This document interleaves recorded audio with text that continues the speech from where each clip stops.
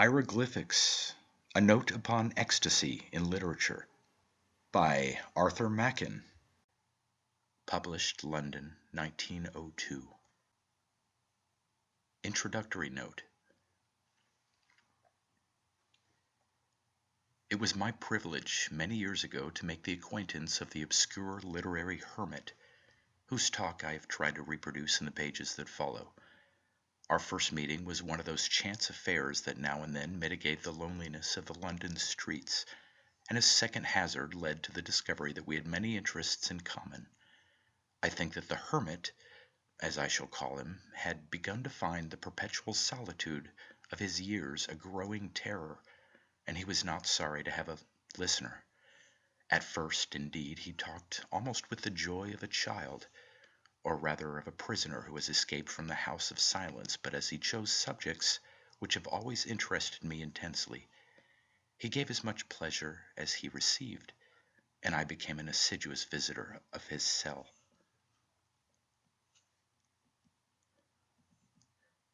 He had found an odd retreat. He avoided personalities and had a happy knack of forgetting that any that I vouchsafed on my side. He forgot my name 3 times on the first evening that we spent together, and succeeded in repeating this feat over and over again since then, and I never gathered much of his past history. But I believe that something had happened many years before in the prehistoric age of the 70s. There had been a break of some sort in the man's life when he was quite young, and so he had left the world and gone to Barnesbury, an almost mythical region lying between Pentonville and the Caledonian Road. Here in the most retired street of that retired quarter, he occupied 2 rooms on the ground floor of a big, moldy house, standing apart from the street and sheltered by gaunt-grown trees and ancient shrubs, and just beside the dim and dusty window of the sitting room, a laburnum had cast a green stain on the decaying wall. The laburnum had grown wild, like all the trees and shrubs, and some of its black, straggling boughs brushed the pane, and of dark, windy nights while we sat together and talked of art and life, we would be startled by the sudden violence with which those branches beat angrily upon the glass. The room was always dark. I suppose that the house had been built in the early 18th century and had been altered and added to at various periods, with a final doing up for the comparative luxury of someone in the 10s or 20s. There were, I think, 20 rooms in it, and my friend used to declare that when a new servant came, she spent many months in finding her way in the complicated maze of stairs and passages, and that the landlady even was now and then at fault. But the room in which we sat was hung with flock paper of a deep and heavy crimson color, and even on bright summer evenings the crimson looked almost black, and seemed to cast a shadow into the room.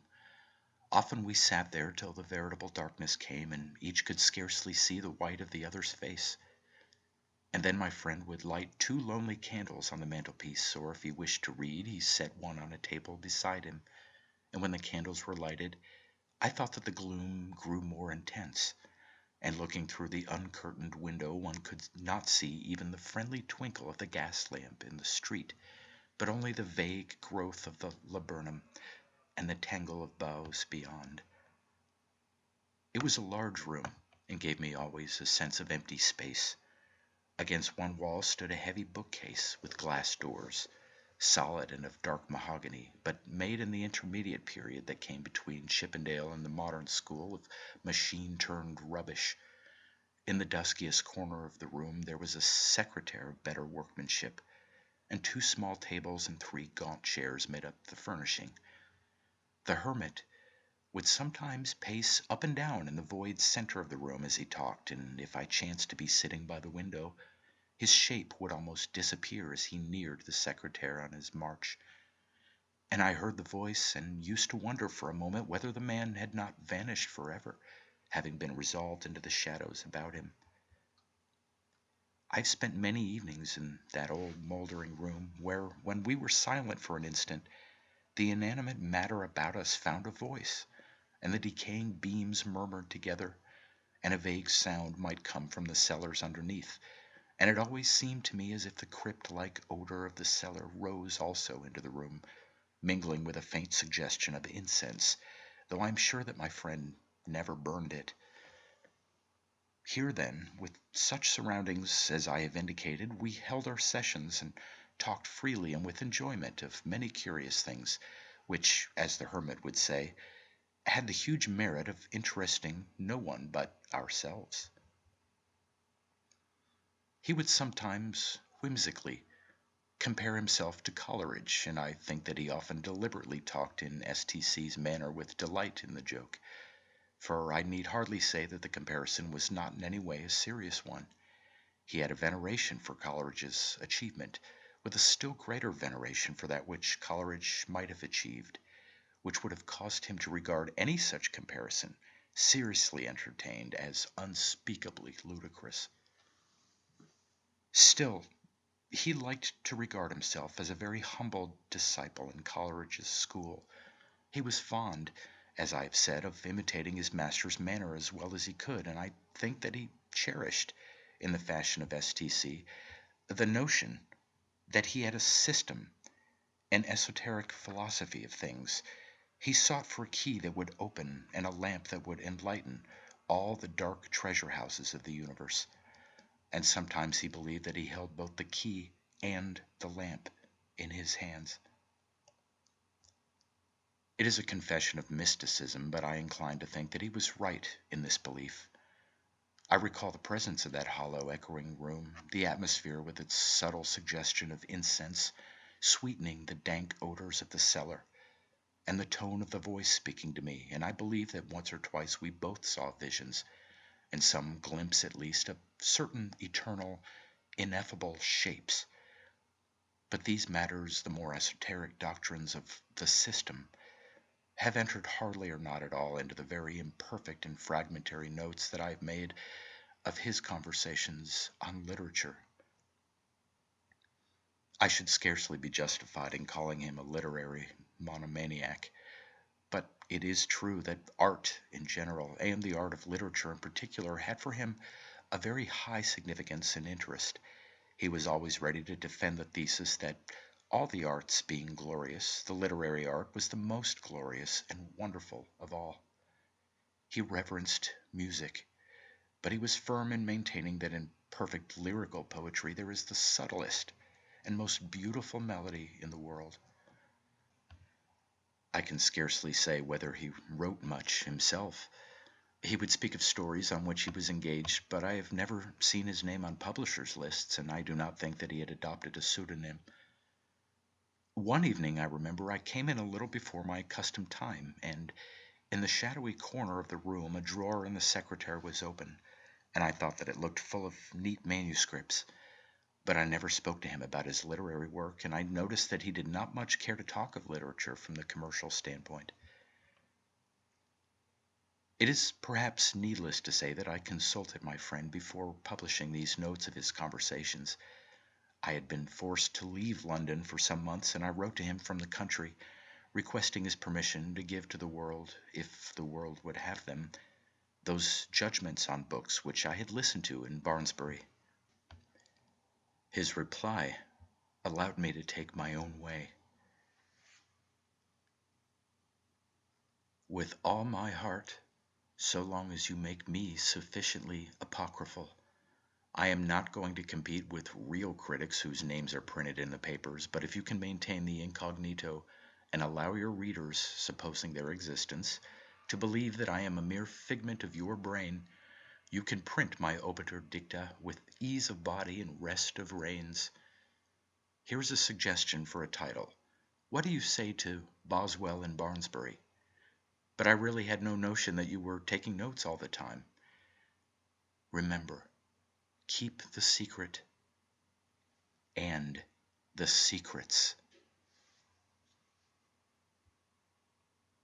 I regarded this as a very liberal license, and I have tried to set in the best order I could compass the system so far as it relates to letters. I do not pretend that I am a verbatim reporter, for I had to trust to my memory, and though I tried to arrange notes at the time, I fear I have fallen here and there into confusion. Still, I think that the 6 chapters which follow will seem fairly consecutive in their argument and arrangement, and the appendix, a confession of failure, is in reality the result of the cyclical mode of discoursing in which the hermit jocularly professed to follow Coleridge. Perhaps, indeed, Coleridge was deceived, and my dear friend with him, in the hope of real essential knowledge, but even so, these fragments which I propose are evidence that the latter earnestly desired the truth, and sought it. Arthur Machen.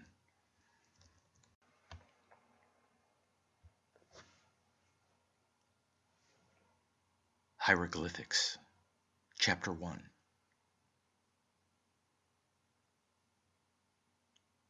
Do you know that just before you came in I found something highly significant in the evening paper? I'm afraid from your expression that you rather undervalue the influence of the press. Indeed, I remember one day when we were out together you swore at an inoffensive boy who tried to allure us with news of all the winners.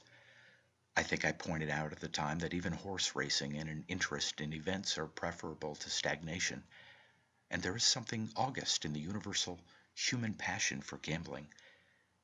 And after all, the office boy who puts on half a crown is really only an example of the love of man for the unknown. The half crown is venture into mystery, with that due flavor of commercialism which we in England add to most of our interests. But you see, don't you, that gambling, even under its most sordid aspects, is not altogether sordid. It's the mystery, the uncertainty, the hours of strange surmise that the smallest bet gives to the bettor that makes the real delight of betting. When the office boy wins and gets 10 shillings for the risk of his 2 and 6, his delight is not by any means pure love of gain. It is distinguished by a very marked line from the constantly repeated joys of the grocer, who is always buying delicious tea at 9 pence and selling it at 1 and 6. Here you have commercialism in its simplest form, but our office boy, though he likes the money well enough, stands on a much higher plane. For the moment, he is the man who has succeeded in solving the enigma of the Sphinx, in discovering the unknown continent, in reading the cipher, in guessing at the song the sirens sang, in unveiling the hidden treasure that the buccaneers buried on the lonely shore. He has ventured successfully into the dim region of surmises, and when he loses, there are always consolations. The Indies have not been discovered on this voyage, certainly, but there have been wonders on the way. He has enjoyed many hours of delicious expectation. The proof that he likes the sport, even when he loses, is that he invariably takes the first opportunity of venturing again in the same manner. And by the way, perhaps I was a little severe just now on trade, and especially on the grocer's sugary and soapy enterprise. Perhaps if we were to look with a rather finer vision into the commercial spirit, we might find that it is not wholly commercial, not altogether sordid. Of course, if the grocer opens his shop with the certainty, mathematical or almost mathematical, that the public will buy his wares, he is a wicked fellow. He is gambling with loaded dice, betting against a horse that he knows is to be made all right, playing cards with honors up his sleeve, and I am sure that if this be his enterprise, it will always meet with our sternest disapproval.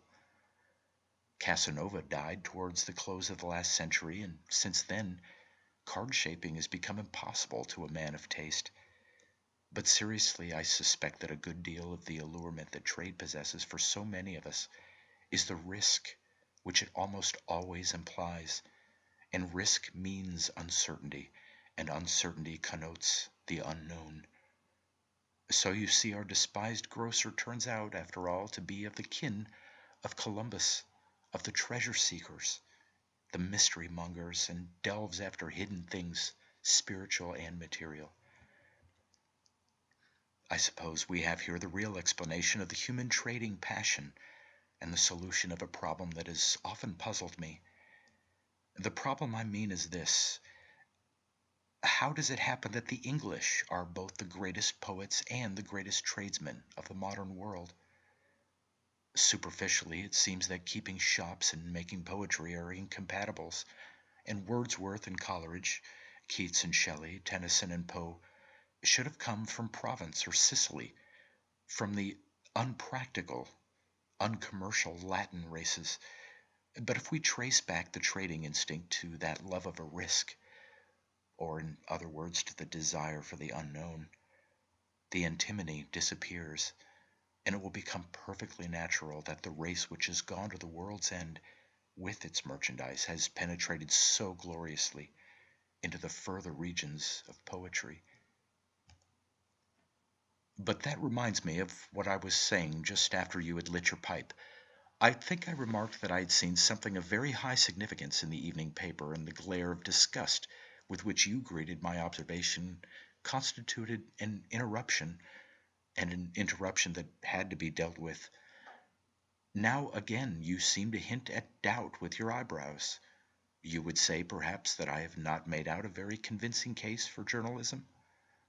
But you must remember that my mental process resembles that of Coleridge.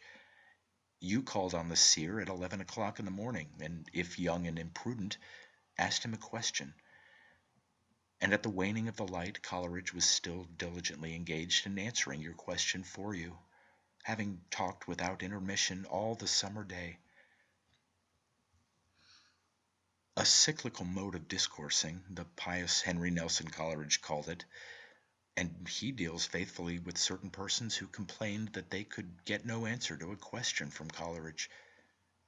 And you will please to remember this when you think that I am wandering, a vice of which Coleridge also was accused.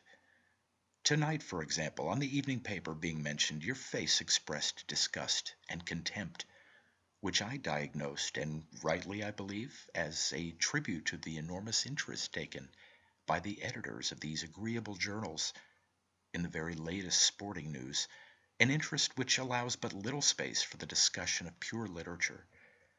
Hence my remarks on the gambling spirit, and now I hope you will at least assume a thrill of interest when the boy bawls in your ear, "All the winners in SP." It is possible you may be thinking of Ulysses or of Keats at the moment, and the interruption may annoy you. But it will do so no longer when you reflect that a burning anxiety as to the running of Bolter is for many thousands the symbol, and the only possible symbol, of the doom of Troy, and the wandering fields of foam, and the isle of Calypso, and the strange surmise of Pizarro and all his men. But here is the evening paper in question. Yes, the color is perhaps a little sickly, a kind of pinky green, it seems, doesn't it? But it forced itself on my notice in the most extraordinary manner, and I expect you will have to admit, when you have heard the story, that some powers were at work. Well, I was walking up and down the room just as it was getting dusk, and every now and then I stopped and looked out of the window. Yes, I was making phrases as usual and thinking of a new story in the middle of the old one, hence the quarter-deck exercise. I dare say you have remarked that I do not keep my window in a very brilliant condition, and the air this evening, you will remember, was rather misty. October, I always think, wears a peculiar dim grace in Barnesbury, so I hope you will not find my impressions too incredible. I was staring then out of the window when, to my vast astonishment, a great pale bird seemed suddenly to shoot up into the air from the road, and to flutter into the garden, where it became entangled in that sapless old laburnum that weeps green tears upon the wall. I saw, as I thought, the beating and fluttering of wings, and I ran out, imagining that I was to secure a strange companion for my solitude. It was the evening paper, not a bird, and I saw at once that it would be impious to let it flutter there unread. So I secured it and brought it in, meditating the adventure, and wondering what strange message was thus borne to mine eyes. So I went through its columns patiently, even to the lettrettes, and I will do myself the justice to say that I at once recognized the communication that was addressed to me in this singular and even, I may say, Arabian fashion. It was a short comment upon some agitation that is now appealing rather strongly to progressive leaders, but the subject matter is of no consequence, since the significance lies in the last sentence. Here it is. We are glad to hear that extensive arrangements have been made for the dissemination of literature. You don't see the immense importance of that? You surprise me. Let us go into it then. I told you I was not very precise as to the exact scope of the agitation alluded to. It may be a question of a heavy tax on persons who will say lady instead of lady. It may be an affair of restricting the franchise to citizens thoroughly ignorant of history. It doesn't matter. But here are men who wish some political change to be effected, and these men are issuing printed matter, the purpose of which is to convince others of the righteousness of this particular program. And this printed matter is called literature. You know the sort of thing indicated. It may be a series of arguments, simple and fallacious. It may be in dialogue. It may be in story form. It may assume the guise of parody. It may be a brief history. And now what I want to know is this. Here we have a vast body of thought, clothed in words ranging from the agreeable leaflets that we've been speaking of up to, let us say, the Odyssey, and all this mass is known as literature. What is to be our criterion, our means of distinguishing between the two extremes I have mentioned and all the innumerable links between them? Is the whole mass of literature in the true sense of the word? If not, with what instrument, by what rule are we to divide the true from the false, to judge exactly in the case of any particular book whether it is literature or not? Of course, you may say that the question is rather verbal than real, that literature is a general term conveniently applied to anything in print, and that in practice everybody knows the difference between a political pamphlet and the Odyssey. I very much doubt whether people do understand precisely the distinction between the two, but for the avoidance of verbal confusion, I suggest that when we mean literature in its highest sense, we shall say, for the present at all events, fine literature. And the question will be, then, what is it that differentiates fine literature from a number of grammatical or partly grammatical sentences arranged in a more or less logical order? Why is the Odyssey to come in? Why is the literature of our evening paper to be kept out? And again, to put the question in a more subtle form, to which class do the works of Jane Austen belong? Is Pride and Prejudice to stand on the Odyssey shelf, or to lie in the pamphlet drawer?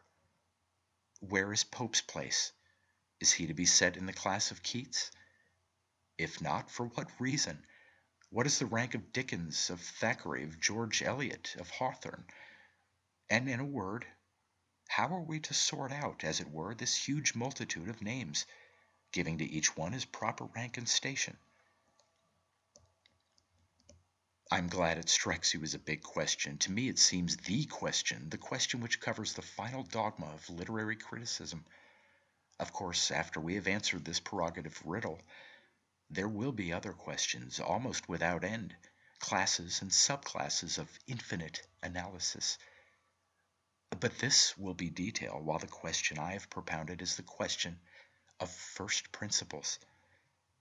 It marks the parting of two ways, and in a manner it asks itself not only of literature, but of life, but of philosophy, but of religion. What is the line, then, the mark of division, which is to separate spoken or written or printed thought into two great genera?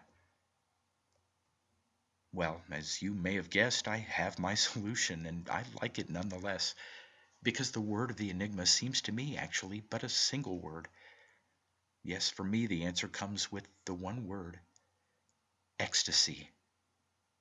If ecstasy be present, then I say there is fine literature. If it be absent, then, in spite of all the cleverness, all the talents, all the workmanship and observation and dexterity you may show me, then I think we have a product, possibly a very interesting one, which is not fine literature.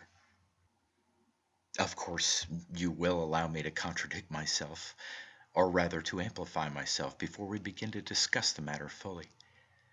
I said my answer was the word ecstasy. I still say so, but I may remark that I've chosen this word as the representative of many. Substitute, if you like, rapture, beauty, adoration, wonder, awe, mystery, sense of the unknown, desire for the unknown. All in each will convey what I mean. For some particular case, one term may be more appropriate than another, but in every case, there will be that withdrawal from the common life and the common consciousness which justifies my choice of ecstasy as the best symbol of my meaning. I claim then that here we have the touchstone which will infallibly separate the higher from the lower in literature, which will range the innumerable multitude of books in two great divisions, which can be applied with equal justice to a Greek drama, an 18th century novelist, and a modern poet, to an epic in 12 books, and to a lyric in 12 lines. I will convince you of my belief in my own nostrum by a bold experiment. Here is Pickwick and here is Vanity Fair, the one regarded as a popular comic book, the other as a serious masterpiece, showing vast insight into human character. And applying my test, I set Pickwick beside the Odyssey and Vanity Fair on top of the political pamphlet. I will not argue the matter at the moment. I would merely caution you against supposing that I imply any equality of merit in the books that I have thus summarily bracketed. You mustn't suppose that I think Dickens's book as good as Homer's, or that I have any doubts as to the vast superiority of Vanity Fair over all the pamphlets in the world.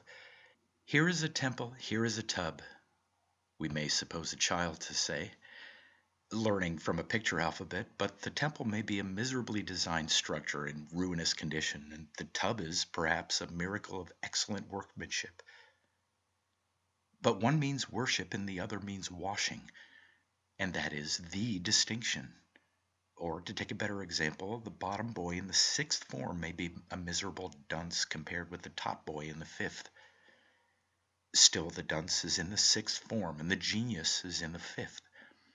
Or, to take a third instance, I want you to understand what I'm driving at. The fact that an English orator is fluent, brilliant, profound, convincing, while a Greek orator is stuttering, stupid, shallow, illogical, does not hinder that the former, though he may speak ever so well, still speaks English, while the latter, however badly he may speak, speaks in Greek for all that.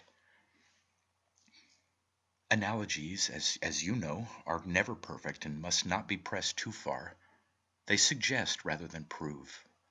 But I hope you understand me, though you may not agree with me. But before we argue the merits of my own literary solvent, we might very well see what we can do with other tests. I dare say you can suggest a good many. We won't go into the question of printed and not printed, written or not written, because it is obvious that the visible symbols by which literature is recorded have nothing to do with literature itself. In the beginning, all literature was a matter of improvisation or recitation in memory, and hieroglyphics, writing, printing are mere conveniences. Indeed, the point is only worth mentioning because there are, I believe, simple souls who think that the invention of printing has some sort of mysterious connection with the birth of literature, and that the abolition of the paper duty was its coming of age. But I don't think we need trouble ourselves much about a view of literary art which regards the cheap press as its father and the school board as its nursing mother. Many people think, on the other hand, that literature is to be estimated by its effect on the emotions, by the shock which it gives to the system. You may say that a book which interests you so intensely that you cannot put it down, that affects you so acutely that you weep, that amuses you so immensely that you roar with laughter, must be very good. I don't object to very good, but from my point of view, very good and fine literature are two different things. You see, I believe that the difference between interesting, exciting, tear-compelling, laughter-moving reading matter and fine art is not specific but generic. Who would blaspheme against good bitter beer? Who would say that because it is good, It is therefore burgundy. I'm not quite sure that I am not modeling up two things which are in reality distinct. I mean, I am in no doubt whether the faculty of making the reader cry ought not to be distinguished from the faculty of interesting him intensely. On the whole, I think that it would be well to draw a line between the two, especially as interesting is somewhat ambiguous. And you think it a paradox, then, to maintain that the power of exciting the emotions to a high degree is not a mark of fine literature? But just think it over. Suppose that a few yards from this room, in the next house, in the next street, a woman is waiting for the return of her husband and son. A ring comes at the bell. There's a reddish-brown envelope, and inside it the message, "Railway accident, father killed." Well, you can imagine the effect that these four words will have on the woman's emotions. She will either faint away or burst into an agony of tears. She may even die of the shock, and you can't have a more striking emotional result than death, can you? Very well, but is the telegram fine art? Is it art? Is it even artifice? It isn't art because it is true. But if I invented such a telegram and sent it to a woman whose husband and son were away, would it thereby become art? You must see perfectly well that it would be nothing of the kind, and I must ask you to explain how a book which is, virtually, a long succession of such telegrams can rise higher than its origin and source. You, you must see, I think, that the question of truth and falsity can make no real difference to our, no doubt pompous, high ascetic standpoint. And if you admit that four words which produce an emotional result are not necessarily art, well, then it follows that 400 or 400,000 words woven together on the same principle are in no better position. An increased quantity means no doubt an increased artifice, but artifice and art are very different things. We may agree then that it is impossible to measure the artistic merit of a book by the emotional shock that it may give to its readers. I have never read The Sorrows of Werther, but if you have read it and it has made you sorrowful, you are hereby warned against deducing from this effect any conclusion as to its aesthetic value. I confess all this seems ABC to me, though I see you are still inclined to think me a little paradoxical. Not to say sophistical, but it grows more difficult when one gets to the question of the interesting or absorbing book. As I said, interesting seems such an ambiguous word. It may stand for that ascetic emotion produced, say, by the Oedipus. It may denote the wide-eyed attention of the butcher's wife listening to the story of my landlady as to the love affairs of the grocer's daughter. And there are many books which are, virtually, tales of my landlady, printed and bound. We must really then omit interesting in our account of the possible criteria of fine art. The word, as it were, cancels itself out because it may mean on the one hand the possession of the highest artistic value, or on the other it may serve as an epithet for a book which gratifies the lowest curiosity. You know there are books which the French have kindly named romans à clef, but I suppose there is no more miserable form of bookmaking.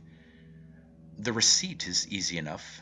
The grocer's daughter, to whose amours I alluded just now, is really named Miss Buggins, and the gentleman is Mr. Tibb.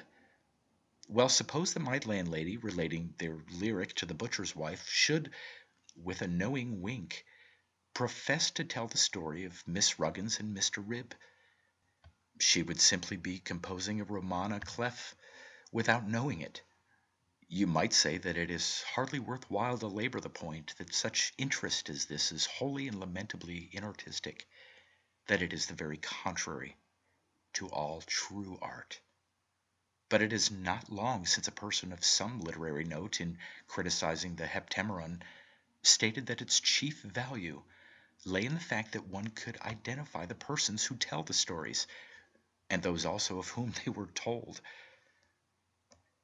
But there is another interest of a much higher kind, and that is the sensational. We have done some excellent books of this sort in England, and perhaps you will understand the class I mean when I say that a novel of this description is hard to lay down, and harder still to take up again when you have once found out the secret. This is not high art. You are always at liberty to put down Lycidas, but then you are compelled to take it up again and again, and the secret of Lycidas is always a secret, and one never fails to experience the joy of an artistic surprise. Still, the books I mean sometimes show very high artifice, and in itself, perhaps, the quality that I am talking about, the power of exciting a vivid curiosity, an earnest desire to know what is to come next, is not, like the vulgar Romana clef curiosity, in actual disaccord from the purpose of art. Indeed, I imagine that this trick of stimulating the curiosity may be made subservient to purely aesthetic ends. It may become a handmaid to lead one towards that desire of the unknown which I think was one of the synonyms I gave you for the master word, ecstasy. Still, though the trick is a good one, it will not by itself make fine art. You may discover so much by reading The Moonstone, that monument of ingenuity and absurdity. On the face of it, all detective stories come under this heading. Formally, no doubt, they must all be reckoned as tricks, and they may vary from the infinitely ingenious to the infinitely imbecile. In so far as I remember, the famous French tales of detection verge towards the lower rather than the higher ground. But I am inclined, not very logically perhaps, to make an exception in favor of Poe's Dupin, and to place him almost in the sphere of pure literature. Logically, he is a detective, but I almost think that in his case the detective is a symbol of the mystagogue.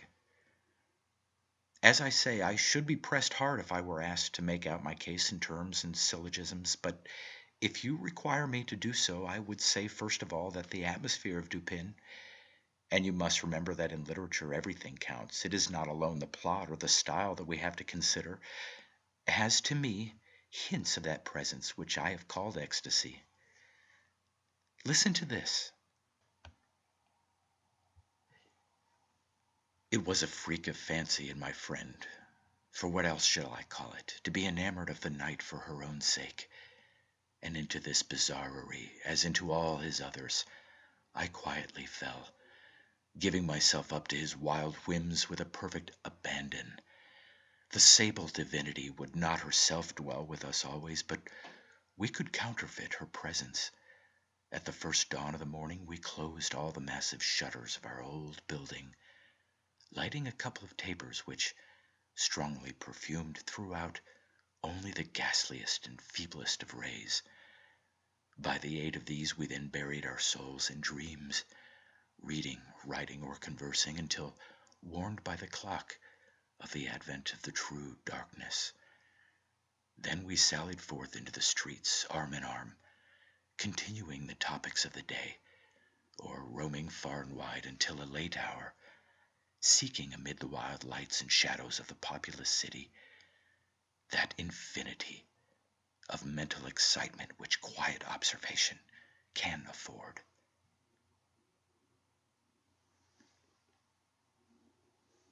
And again, in the stories themselves, in the conduct of M. Dupin's detective processes, I find a faint suggestion of the underconsciousness or other consciousness of man. A mere hint, not, I think, expressed in so many words, rather latent than patent, that if you would thoroughly understand the rational man, you must have sounded the irrational man, the mysterious companion that walks beside each one of us on the earthly journey. Of course, the artifice in the Dupin stories is of the very highest kind, but for the reasons I have given, I am inclined to think that there is more than artifice, and the shadow, at all events, of art itself.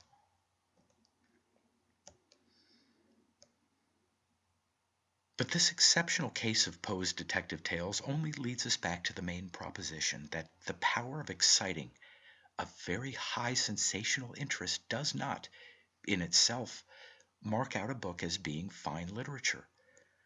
I think I proved the proposition by my instance of the moonstone, but if that does not convince you, we might demonstrate this theorem in the same ways we demonstrated the other one about the literature that produces its effect on the emotions. We have only to send out a series of telegrams, or we may even glance at the newspaper and follow a case in the Central Criminal Court. Or we may affirm more generally that life often offers many highly absorbing and highly interesting spectacles, but that life is not art, and therefore that literature which fails to rise above the level of life, or rather to penetrate beneath the surface of life, is not fine literature in our sense of that term. A gold nugget may be as pure and fine as you like, but it is not a sovereign. It lacks the stamp, and it is the business of art to give its stamp and imprint to the matter of life. I really think then that we have disposed of perhaps the most generally received of artistic fallacies, that books are to be judged by their power of reproducing in the reader those feelings of grief, interest, curiosity, and so forth which he experiences or may experience in his everyday life, which he really does experience in greater or less degree every time he talks to a friend, takes up a newspaper, or receives a telegram. It comes to this again and again, doesn't it? That art and life are two different spheres, and that the artist with a capital A is not a clever photographer who understands selection in a greater or less degree. But before we go on with our work and see what can be done with other literary solvents, I want to make a digression. I should have made it before if you had pulled me up at the proper cue, and that was when I spoke of interest as a highly ambiguous term, the fruitful parent of undistributed middles. You see how the unscrupulous sophist would bend this word to his dark work, don't you? It would be, I suppose, something like this. A very high degree of interest, of the artistic kind, is the mark of fine literature. But the moonstone excites a very high degree of interest of the sensational kind. Therefore, the moonstone has the mark of fine literature. You note the paltering with the word, its use now in one sense and now in another. And if that sort of thing were allowed, we should have Wilkie Collins placed among the immortals before we knew where we were. But hasn't it occurred to you that nearly all the terms we are using are patient of the same vile uses?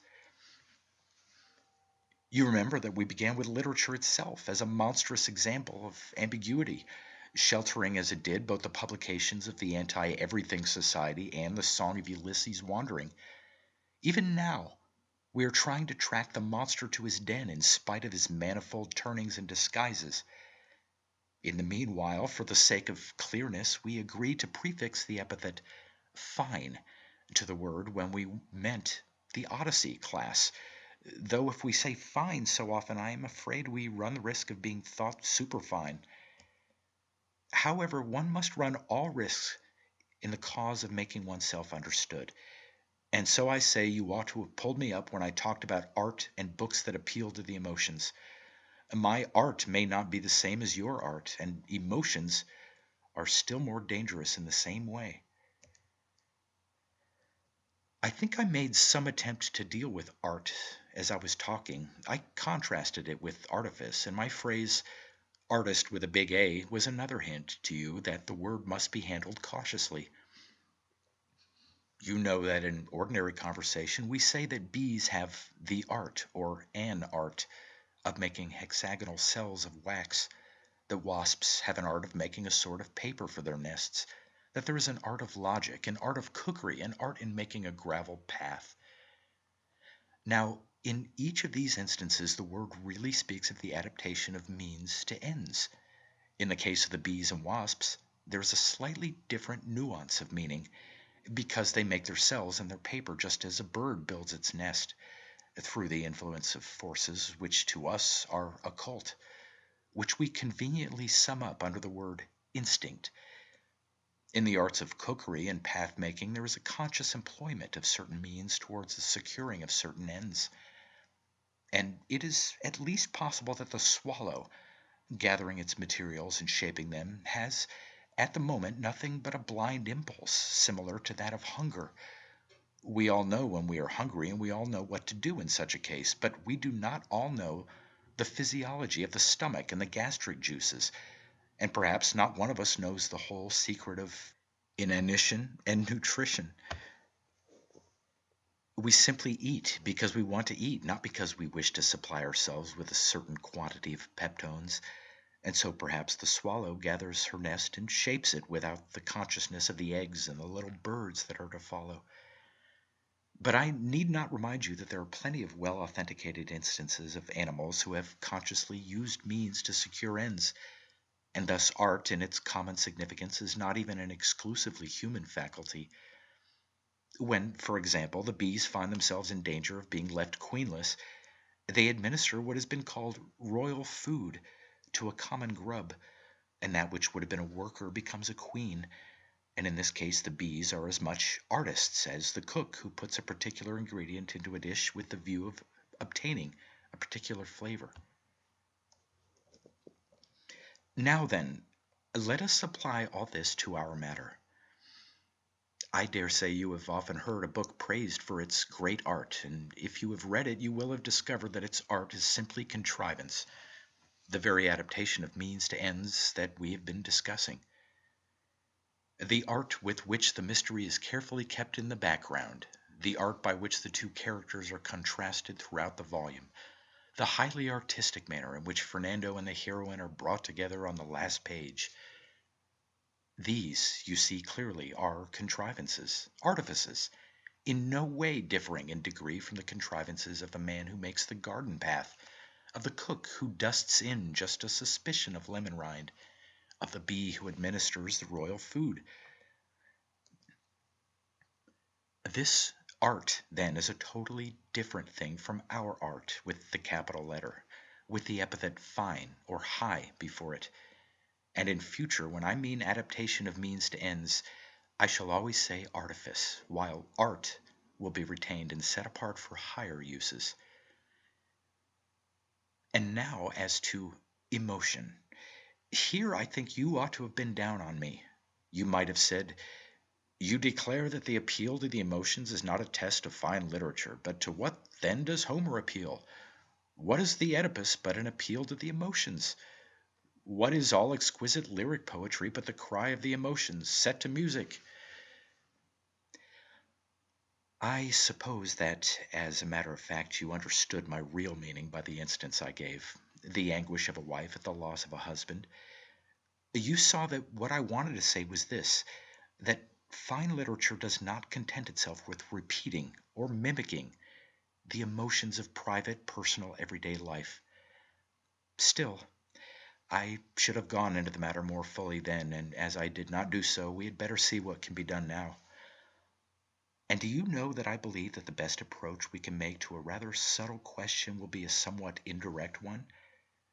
Just now I was talking about Poe's Dupin stories, and I tried rather vaguely to justify my tentative inclusion of them in the higher class of letters by pointing out that Poe seemed to hint at the other consciousness of man, and to suggest at least the presence of that shadowy, unknown, or half-known companion who walks beside each one of us all our days. I tried to realize the image of a man followed, or rather attended, by a spiritual fellow, treading a path parallel with but different from his own. And now I want you to carry out this image into the sphere of words. Already you must have a hint of it. One might draw a figure, something like this. Fine literature, literature, art, artifice, emotion, feelings. And before I go into the special question, let me extend the list. It will explain itself. Romance, romantic, a romantic affair in the West End. Tragedy, tragic, tragedy in Soho. Drama, dramatic. Les Drames de la Rue Cochon, dramatic elopement in Peckham.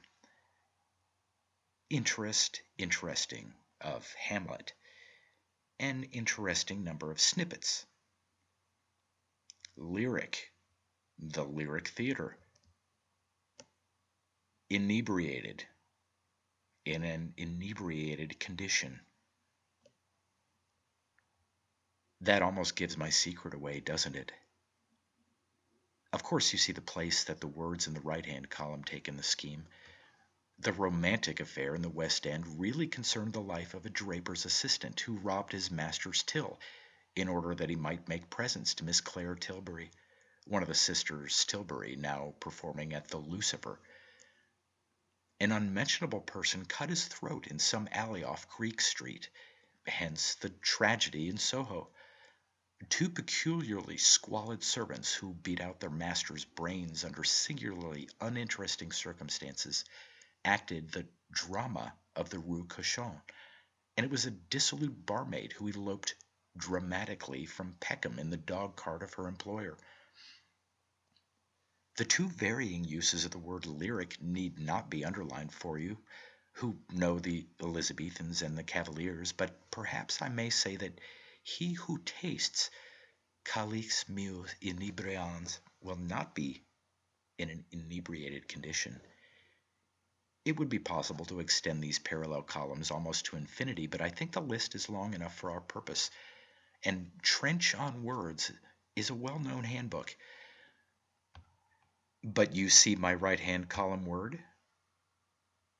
A parallel with emotion. You see I have written feelings, and I suggest that it will be convenient to speak of feelings when we mean the things of life, of society, of personal and private relationship, while we may reserve emotion for the influence produced in man by fine art. Thus it will be with emotion that we witness the fall of Oedipus, the madness of Lear, while we feel for our friends and ourselves in misfortune. That seems to make it plain enough, doesn't it? You see now clearly what I mean by saying that the power of producing an emotional shock cannot be a test of fine literature. Art must appeal to emotion, and sometimes, no doubt, with a shock. But it must always be to the emotion of the left-hand column, never to the feelings on the right hand. So you must never tell me that a book is fine art because it made you, or somebody else, cry. Your tears are emphatically not evidence in the court of fine literature. I dare say it may have struck you that the tests we have considered hitherto have been, in the main, popular tests. No doubt many persons calling themselves critics have praised the art of a book because it has drawn tears from eyes, or it has not suffered itself to be put down, or because it contains easily recognizable portraits of well-known people. But such critics are to be spelt with a very small initial letter, and as I said, I don't think we want to extend that list of parallels. There's another test that I had forgotten. I suppose there really are people who believe that a book is fine because it will do good. But I don't think we'll argue with them, though I once knew a liberally educated man who said a certain book was fine because it tended to raise one's opinion of the clergy. So we will reckon our popular tests as done with and proceed to the more technical solvents that are proposed by professed men of letters. Three of these more literary criteria occur to me at the moment, and I believe we shall understand them in the position which they represent better if we take them at first, at all events, in a mass. I can conceive, then, that many persons whose opinion one would respect would state their position in literary criticism somewhat as follows. If a book, they would say, shows keenness of observation, insight into character with fidelity to life as the result of these capacities, if it's art, we should say artifice, in the design and laying out of the plot, in the contrivance of incident is confessedly admirable, and finally if it is written in a good style, then you have fine literature. Fine art, in short, is a clear mirror, and the artist's skill consists in arranging and selecting such parts of life as he thinks best for his purpose of reflection. Well now, as to the first point, fidelity to life, clearness of reflection, the selection being taken for granted, as no one out of an asylum would maintain that a book must mirror the whole of life, or even the millionth part of one particular man's life. Come, Let us apply the test in question to one or two of the acknowledged excellencies, to the Odyssey, for instance, to the Morte d'Arthur, to Don Quixote. Is the story of Ulysses, in any accepted sense of the phrase, faithful to life as we know it? Is it faithful, that is to say, with the fidelity of Jane Austen, of Thackeray, of George Eliot, of Fielding? Is there anything in our experience answering to the episodes of the Lotus Eaters, Calypso's Isle, the Cyclops' Cavern, the Descent of the Goddess? Is the reflection even a reflection of Homer's own experience? Had he escaped from the cave under the belly of a ram? Had he been in the world of one-eyed giants? Were his friends in the habit of talking in hexameter verse? We may go on, of course, but is it worthwhile? It is surely hardly necessary to demonstrate the fact that the author of the Morte d'Arthur had never seen the Grail, that such a character as Don Quixote never existed in the natural order of things. We might have gone more sharply to work with this fidelity test. We might have said that poetry, being admittedly fine literature at its finest, and admittedly also being unfaithful to life as we know it both in matter and manner, that therefore the test breaks down at once. If fine literature must be faithful to life, then Kubla Khan is not fine literature, which I think we may say is highly absurd. I dare say you think I have dealt rather crudely in a somewhat materialistic spirit with this criterion of fidelity to life. I admit the charge, but you must remember that I am dealing with very bad people who understand nothing but materialism. And when these people tell you in so many words that it is the author's business clearly and intelligently to present the life, the common social life around him, then, believe me, the only thing to be done is to throw Odyssey and Oedipus, Morte d'Arthur, Kubla Khan, and Don Quixote straight in their faces, and to demonstrate that these eternal books were not constructed on the proposed receipt. Of course, if I were treating with the initiated, if I were commentating and not arguing, I should handle the great masterpieces in a much more reverent manner. I mean that for those who possess the secret, it skills not to bring in the Cyclops, who for us is not a giant but a symbol.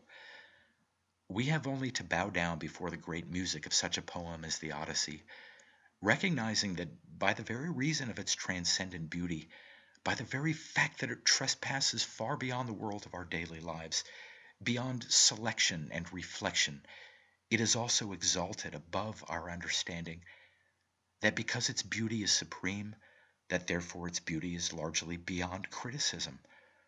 For ourselves, we do not need to prove its transcendence of life by this or that extraordinary incident. It is the whole spirit and essence and sound and color of the song that affect us. And we know that the Odyssey surpassed the bounds of its own age and its own land just as much as it surpasses those of our time and our country. You look as if you thought I were fighting with the vanquished, but let me tell you that great people have praised Homer because he depicted truthfully the men and manners of his time. But as I was saying, all this would be too subtle for the enemy, for the people who maintain that fine literature is a faithful reflection of life, and think that Jane Austen touched the point of literary supremacy. With them, as I said, we must be rough. We must ask, did Sophocles describe the ordinary life of Athens in his day? No. Very well then, since the works of Sophocles are fine literature, it follows that some fine literature does not reflect ordinary life, and therefore that fidelity to nature is not the differentia of the highest art. I wonder whether I ought to caution you again against the ambiguity of language. We are dealing easily enough with such words as life and nature, and from what you know of my system, you may perhaps have seen that I have been using these words as the people use them, as those use them who would say that Vanity Fair is a faithful presentation of life. I thought you would understand this, but I may just mention in passing that words like nature, life, and truth or fidelity have also their esoteric values. That, by way of example, The truth of the scientist and the truth of the philosopher are two very different things. So it may turn out by and by that in the occult sense, fidelity to life is the differentia of fine literature, that the aim of art is truth, that the artist continually mirrors nature in its eternal, essential forms. But for the present moment, it is understood, is it not, that these words have been used in their common, everyday, popular significance. The Dunciad is a study of man, and Wordsworth's Ode on Intimations of Immortality is a study of man, and the literary standpoint that we've been attacking is that of Pope and not that of Wordsworth.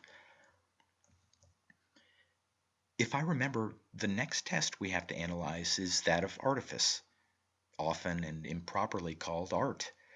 But I think we have already demolished this criterion.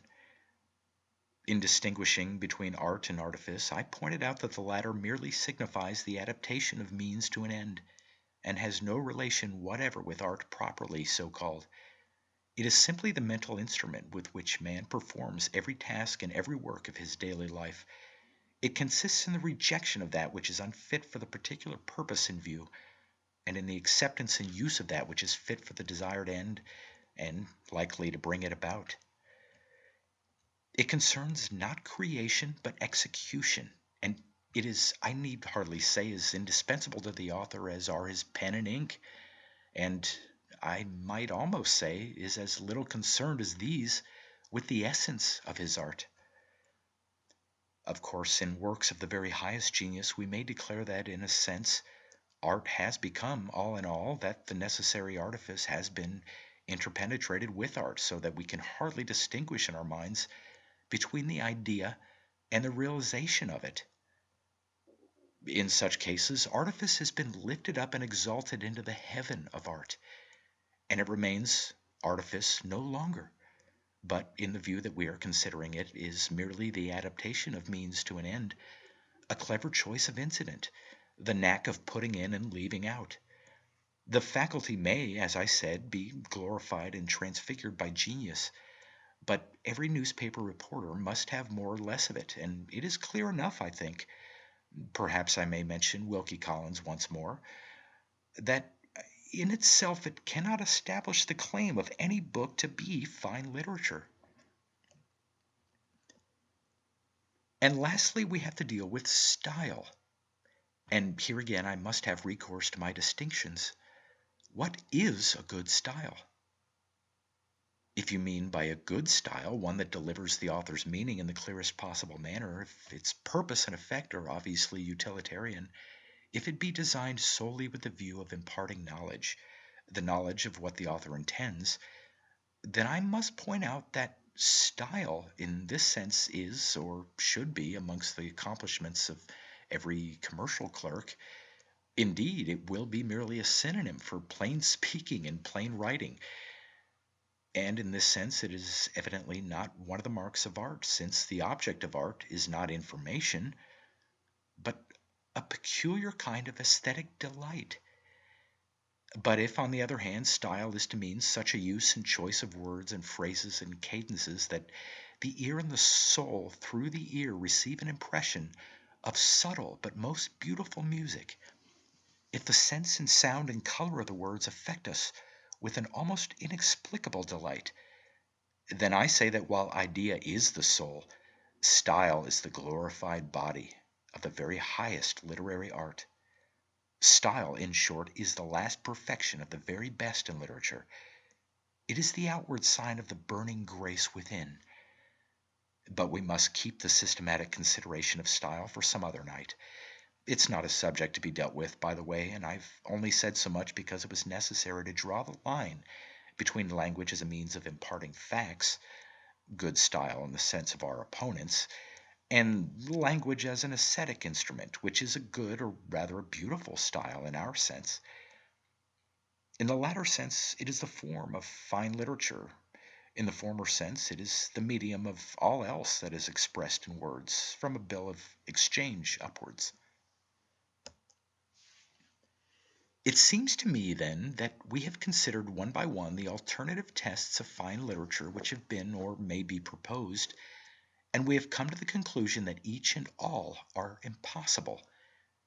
It is no longer permissible, I imagine, for you or for me to say, this book is fine literature because it makes me cry, because it was so interesting that I couldn't put it down, because it is so natural and faithful to life, because it is so well, plainly, and neatly written.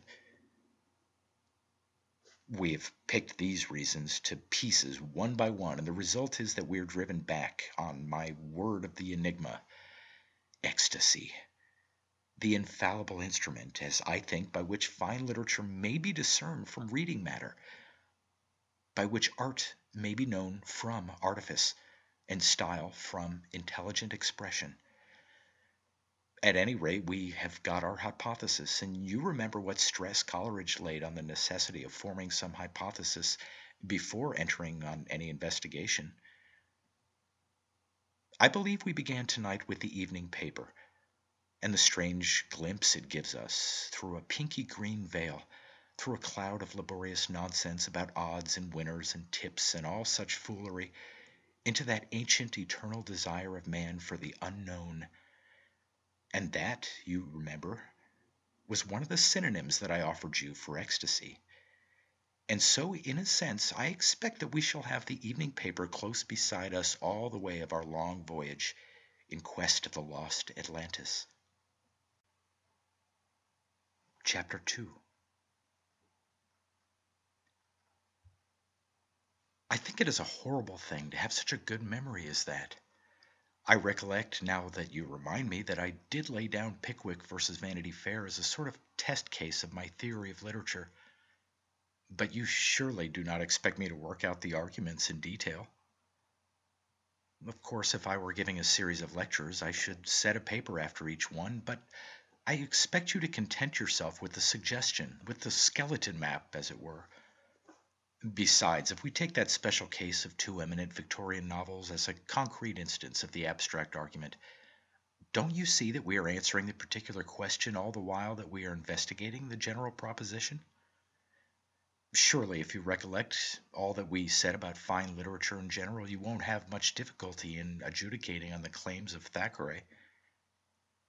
Don't you see that he never withdraws himself from the common life and the common consciousness?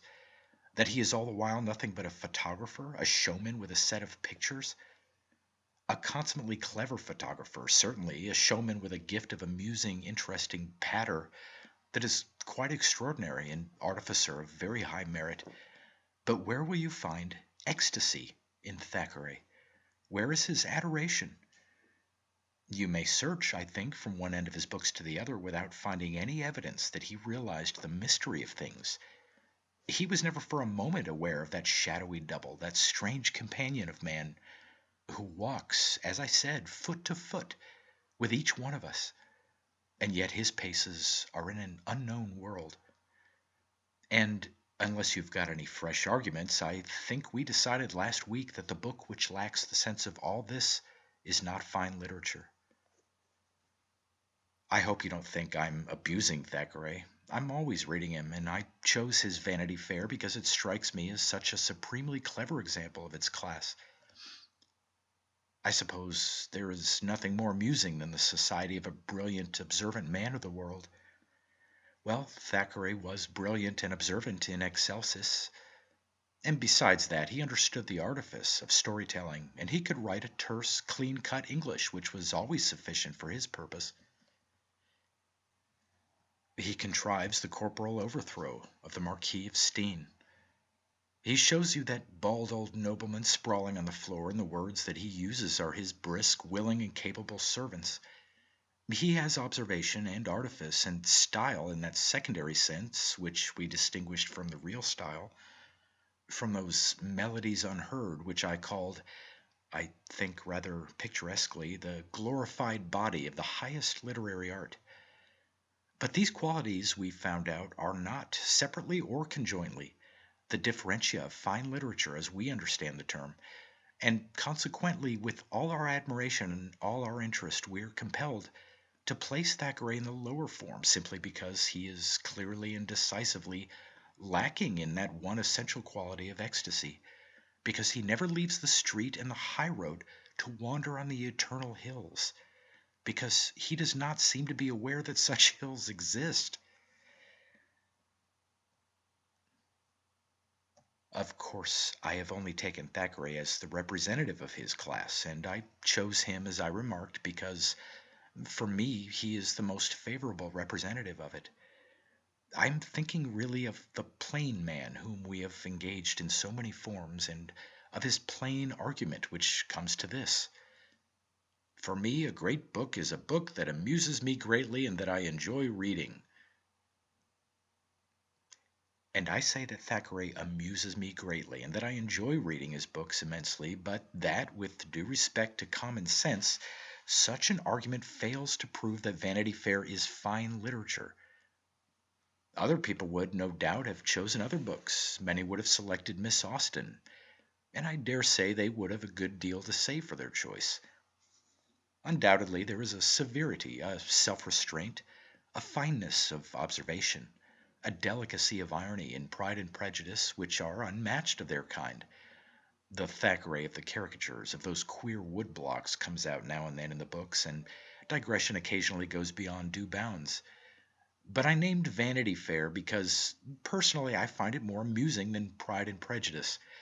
In neither of these books is there art in our high sense of the word, and in preferring the one over the other, I am simply saying that I prefer the company of a brilliant and witty cosmopolitan to that of a very keen and delicate, but very limited maiden lady, who lives in a remote country town and understands thoroughly the reason why the vicar bowed so low when a certain carriage rolled up the high street, and why that pretty, prim girl crossed over the way when the handsome gentleman from the hall came out of the chemist's. Yes, the cosmopolitan at the club window certainly fails a little in his manners now and then, and the country gentlewoman's breeding is perfect of its kind.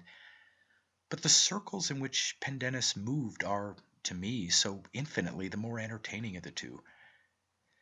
You see, I think that the question of liking a book or not liking it has nothing whatever to do with the consideration of fine art. Art is there, if I may say so, just as the 10th commandment is there. And if we don't like them, so much the worse for us. I may find Homer very dull reading. I may covet your ox and your ass and everything that is yours.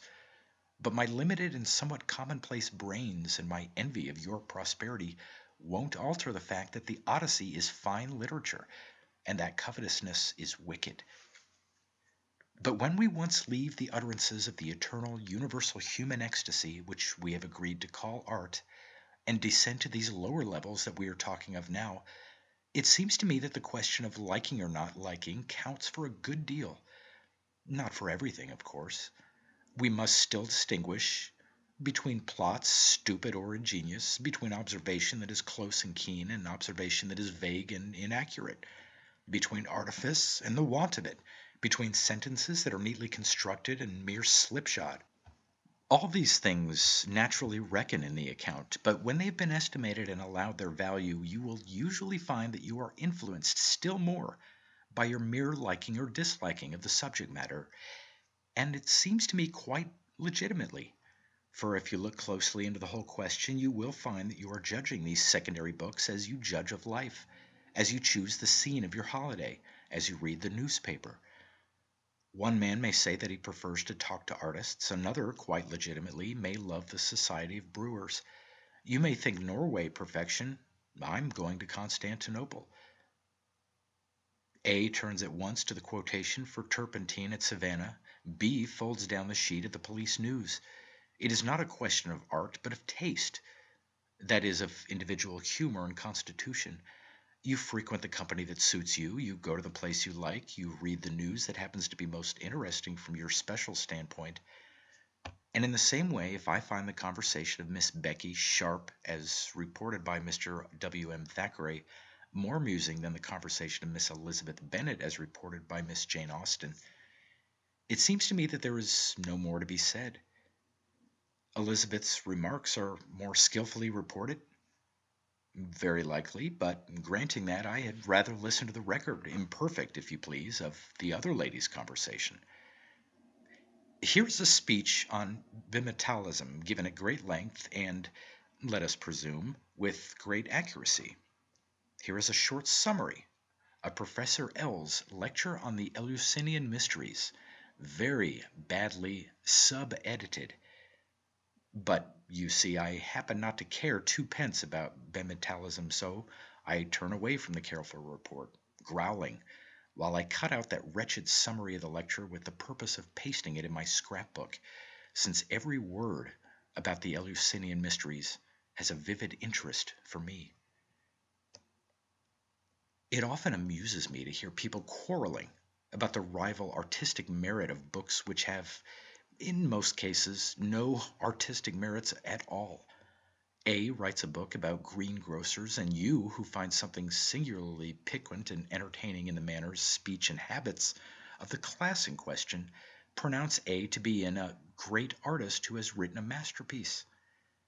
I love dukes, and B's novel of the peerage strikes me as a marvel of artistic accomplishment, while I pronounce the work that has charmed you to be as stupid and tiresome as the class it represents.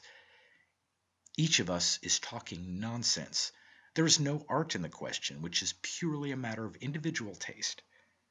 The stock exchange column interests one man, while the latest football news absorbs the other. That is all.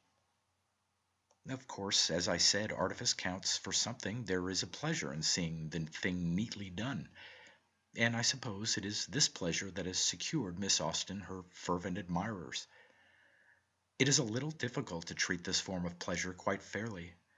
A musician, perhaps, would find it difficult to answer the question whether he would rather hear Palestrina badly rendered or Zingarelli executed to perfection. In the latter case, there would certainly be the charm of exquisite voices in perfect order and accord, though the music were nothing or worse than nothing. Still, our musician might say, on the other hand, that Palestrina martyred was better than Zingarelli triumphant. I'm afraid I can imagine myself saying, "Limited country people as seen by Jane Austen are so slow that they rather bore me, though the author has portrayed them with wonderful skill." But I can hardly fancy myself affirming that Becky Sharp is such an interesting personage that she would still delight me, even if the author of 10,000 a Year had written her history.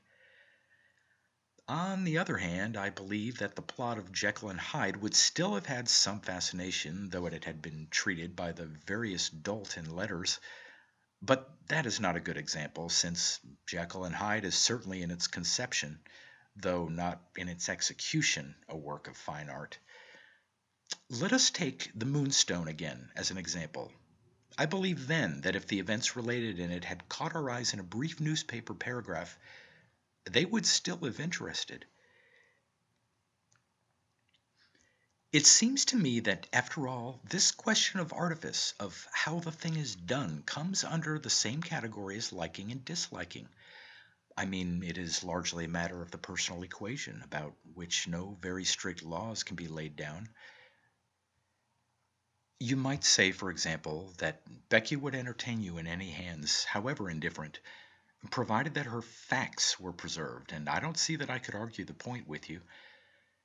It reminds me again of the way in which men choose their friends. One lays stress on pleasant manners, another on sterling goodness of character, a third on wit, a fourth on distinction of some kind, and argument is really voiceless. "Here is a bookcase," you may say. "Look how exquisitely it is made." Yes, but I don't want a bookcase. Whereas that table, rickety as it is, will be really useful. But if you were to say, "Look at Westminster Abbey," you can hardly imagine my answering, "Bother Westminster Abbey. I want a pigsty." You see how here again we come to the generic difference between fine literature and interesting reading matter.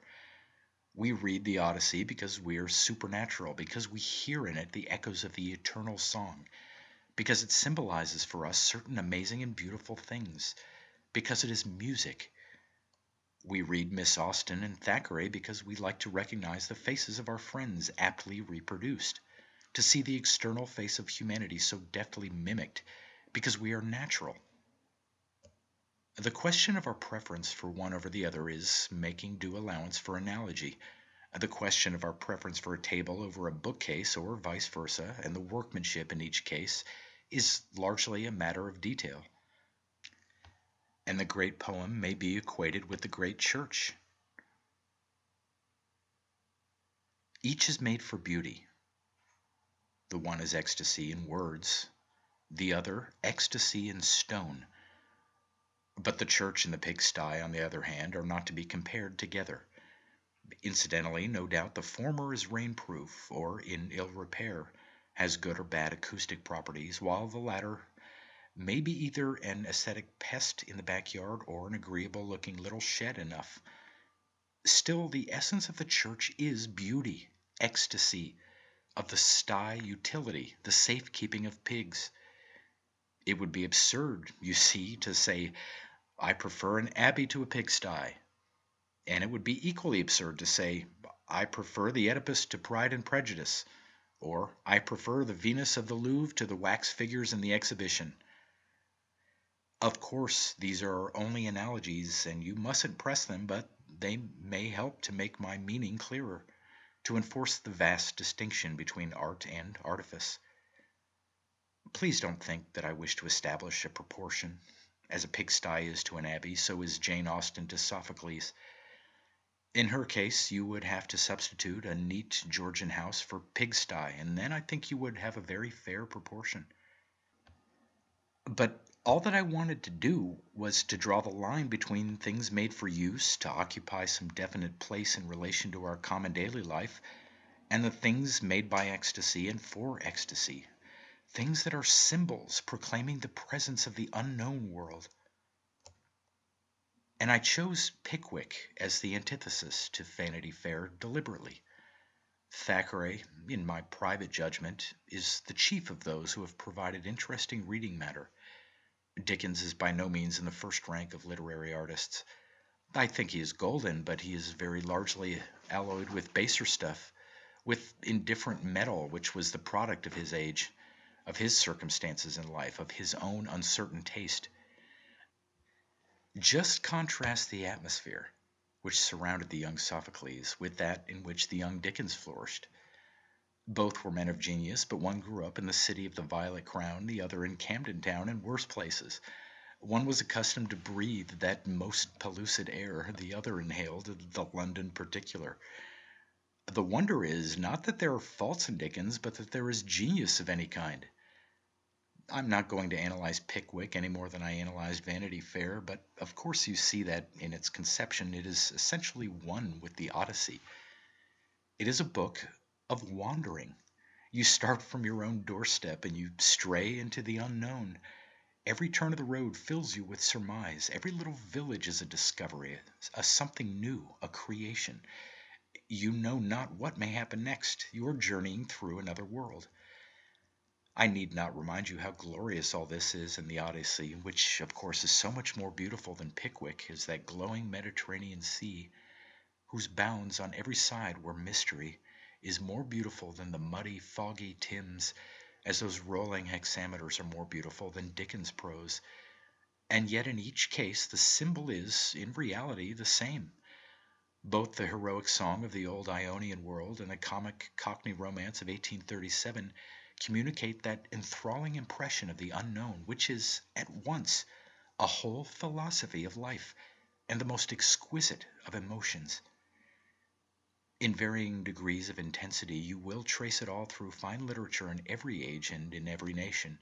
You will find it in Celtic voyages, in the Eastern tale where a door in a dull street suddenly opens into dreamland, in the medieval stories of the wandering knights, in Don Quixote, and at last in our Pickwick, where Ulysses has become a retired city man, whimsically journeying up and down the England of 60 years ago.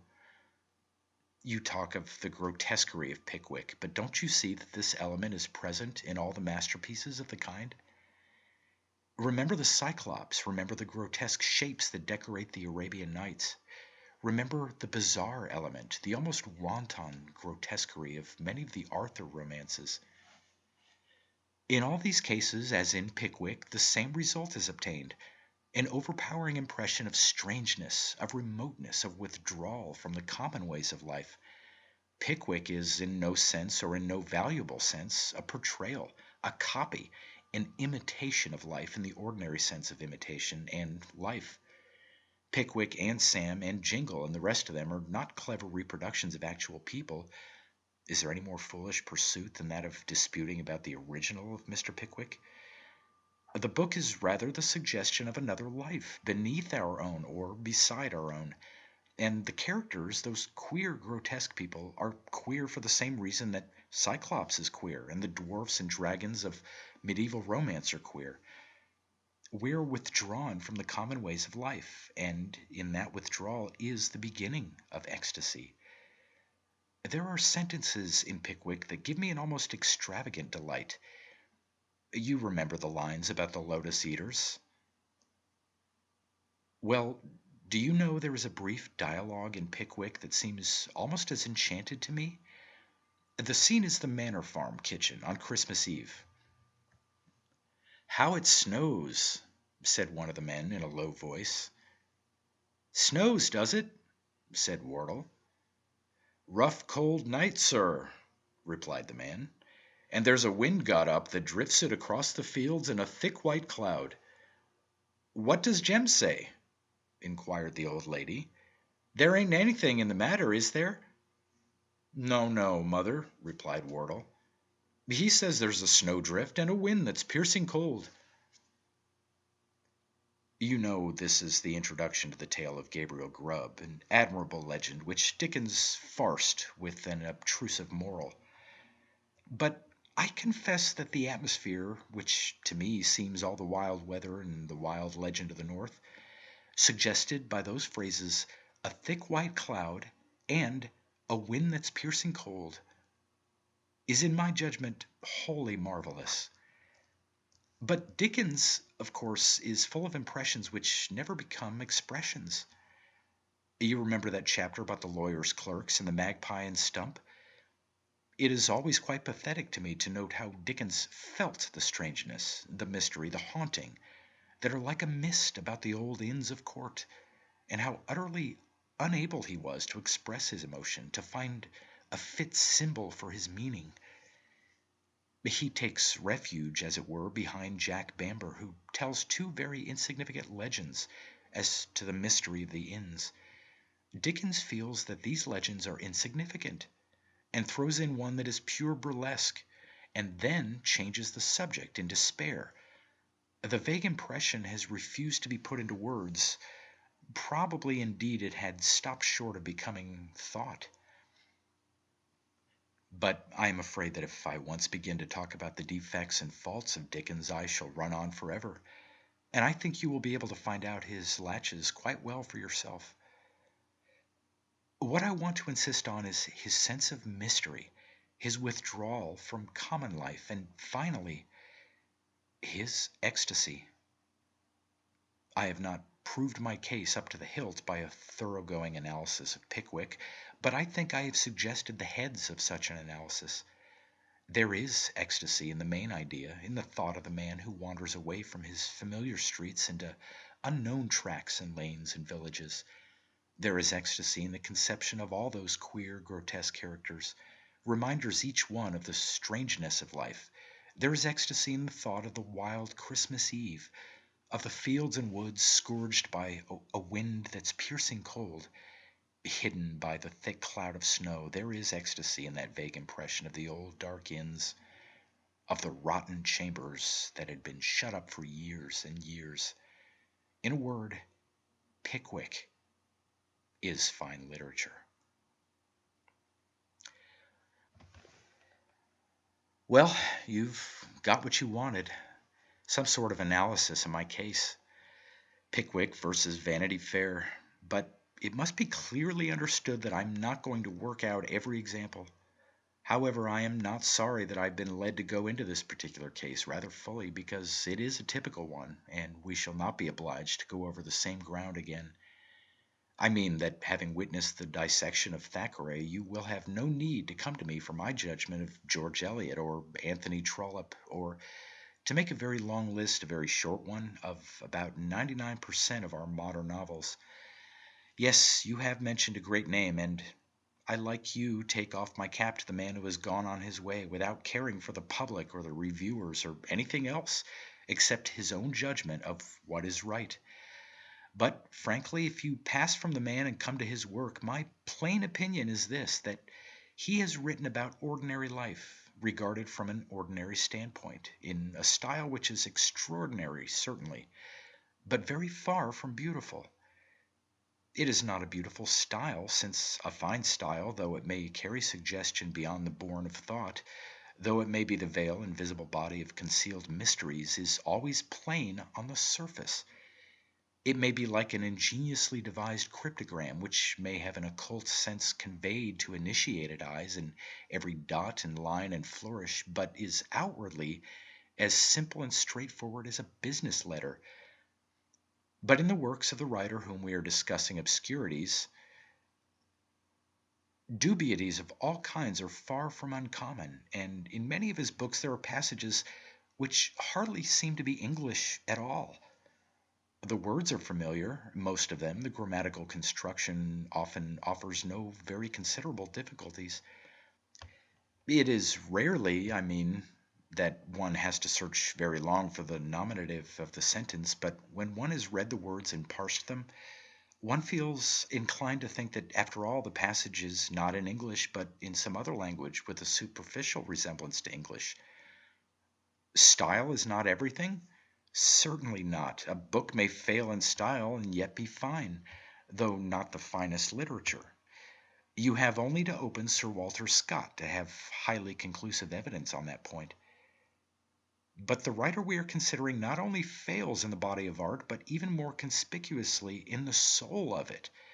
Just think for a moment of his story of the very earnest Jew who fell in love with the Baroness, who was not very earnest. There was a false female friend, you remember, and social complications perturbed the hearts of the curiously assorted lovers. And finally the Jew was shot in a duel by another less detrimental courtier. Can you conceive anything more trivial than this? Don't you see that from such a book as that, the idea, the soul of fine literature, is completely lacking? Great books may always be summed up in a phrase, often in a single word, and that phrase or that word will always signify some primary and palmary idea. To me, the only idea suggested by the plot I've outlined is unimportance. And, as in the case of Thackeray, ecstasy is entirely absent both from this and from all other of the author's books. You say that, after all, the plot in question is a plot of the love of a man for a woman, and that is an idea in the highest sense of the word, and an idea which is the most of all fit for the purpose and the making of the finest literature. I agree with you in the latter clause of your sentence, but I must point out that the book is not the story of the love of a man for a woman. It is the story of the flirtation of a baroness with a German Jew socialist, a very different matter. In a word, it is a tale of the accidental, of the particular, of the inessential. It is completely the play of Hamlet, with the part of Hamlet omitted and the greatest stress laid on the minor characters. It is quite true that when an author writes a romance containing a hero and a heroine, he must tell you who they are. He must give briefly and succinctly the necessary details, names, ages, conditions, and so forth. But if he is a great author, he will do this incidentally and make us feel that such details are incidental. In short, he must poise his feet on earth, but his way is to the stars. Think of the Scarlet Letter. Open it again and see how admirably Hawthorne has omitted a world of unessential details that a lesser man would have put in. He has left out a whole encyclopedia of useless and tedious information. There is the dim, necessary background of time and place, but in reality, the scene is eternity, and the drama is the mystery of love and vengeance and hellfire. Of course, fine literature must have its gross and carnal body. We must know who's who, for I don't think an old-fashioned receipt that I remember was ever very successful. Oh, you must have read some of the tales I mean. They used to flourish in the old keepsakes, and the hero was boldly labeled Fernando for all distinction and description. One might surmise that Fernando was domiciled on the continent of Europe, but that was all. It was not successful, this well meaning school of fiction, and I repeat that the finest literature must have its accidents. It cannot exist as shining substance alone. It is just the same with the art of sculpture, with the art of painting. You cannot look at a Greek Apollo without looking at the part of the body which conceals the bowels. But I imagine you don't want to treasure this thought or to insist on it. And I suppose a geologist looking at a picture could tell you whether those wild and terrible rocks were volcanic or carboniferous. But really, one doesn't want to know. Bowels, geological formation in sculpture and painting, the social position of the characters, and all other such details in fine literature are inessential. And the great artist will, as I said, make us feel that they are inessential. If you want an instance of what I mean, read a book which is very comparable with the German Jew Baroness tale that we are talking about. I mean Two on a Tower by Mr. Hardy. In that you have the contrast of social ranks.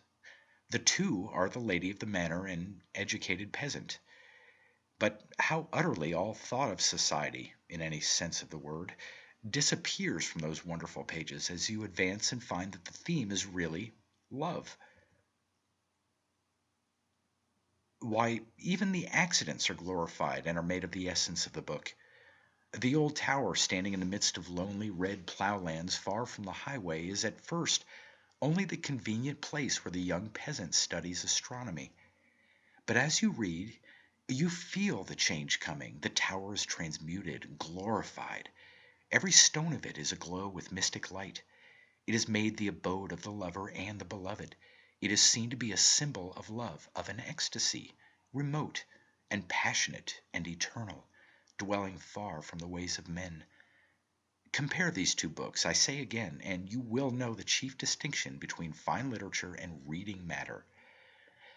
To me, I confess, the Jew book has not even interest of the lower sort, not by any means the interest of Thackeray, or Jane Austen, or even of poor dreary draggle-tailed George Eliot. But if you are amused by it, I have no objection to make. You may be amused by the plates of the spring and summer novelties in the ladies' paper, if you please. But for heaven's sake, don't come here and tell me that on the whole you prefer Botticelli's Primavera. Nay, the fashion plates are sometimes very nicely done, and they put in backgrounds, and they are trying to give the faces some character. Do get it into your head, firmly and fixedly, that the camera and the soul of man are two entirely different things. You think the photographic comparison unfair in this and other instances because of the mechanical element of photography, because of that camera I have just mentioned? Well, I suppose that it is a little misleading. The sun and the camera between them certainly do your picture for you, and as you urge, there is more of artifice in the merest Sunday school tale than in the best of photographs. Still, you must remember that photography too has its artifice, its choice of the right and the wrong way, and its exercise of judgment. There is a great deal in it that is not mechanical, and in its essence it is of the same class as the books I've been alluding to. The means employed are different, and a higher and finer artifice is required for making books than for taking photographs. But the end of each is the same, and that end is to portray the surface of life, to make a picture of the outside of things. It is on this ground that I defend my use of the analogy, and you must understand me to speak only of the object which is common to each, when I compare the secondary writer to a photographer. The writers, to be sure, have invention in a greater or less degree, but you will remark that the artists in literature have the power of creation, a totally different process. Invention is the finding of a thing in its more or less obscure hiding place. Creation is the making of a new thing, the invocation of something from nothingness. Don Quixote is a creation. The clergyman in Pride and Prejudice is an invention. Colonel Newcomb is, in all probability, a composite portrait, while the Jew socialist who fell in love with the Baroness is simply a portrait of Ferdinand Lassalle.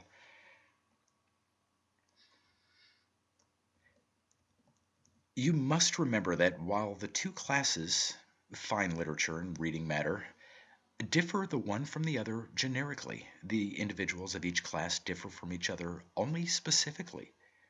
Thus, the difference in merit between the Odyssey and Pickwick is enormous, but it is a specific difference. In the same way, it is hard to measure with the imagination the difference between Madame Bovary and that famous Sunday school story, Jackie's Holiday. The former is immensely clever, the latter is immensely silly, but the two are emphatically of the same genus. In each case, the effort of the author is to describe life.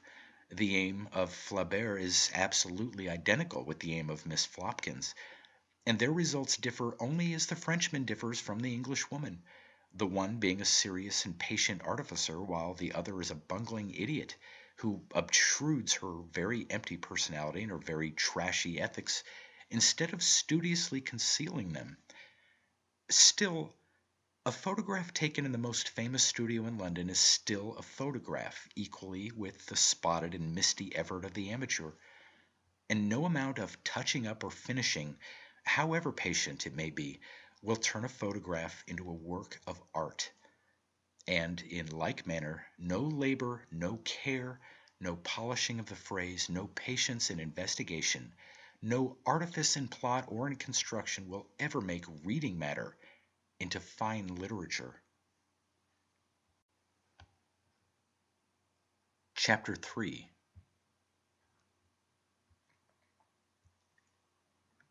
I see that I shall be obliged to keep on reiterating the difference between fine literature and literature, or in other words, between art and observation expressed with artifice. I'm afraid that in your heart of hearts you still believe that the Odyssey is fine literature, and that Pride and Prejudice is fine literature, though the Odyssey is better than Pride and Prejudice. It is that better that I want to get out of your head, that monstrous fallacy of comparing Westminster Abbey with the charming old houses in Queen Square.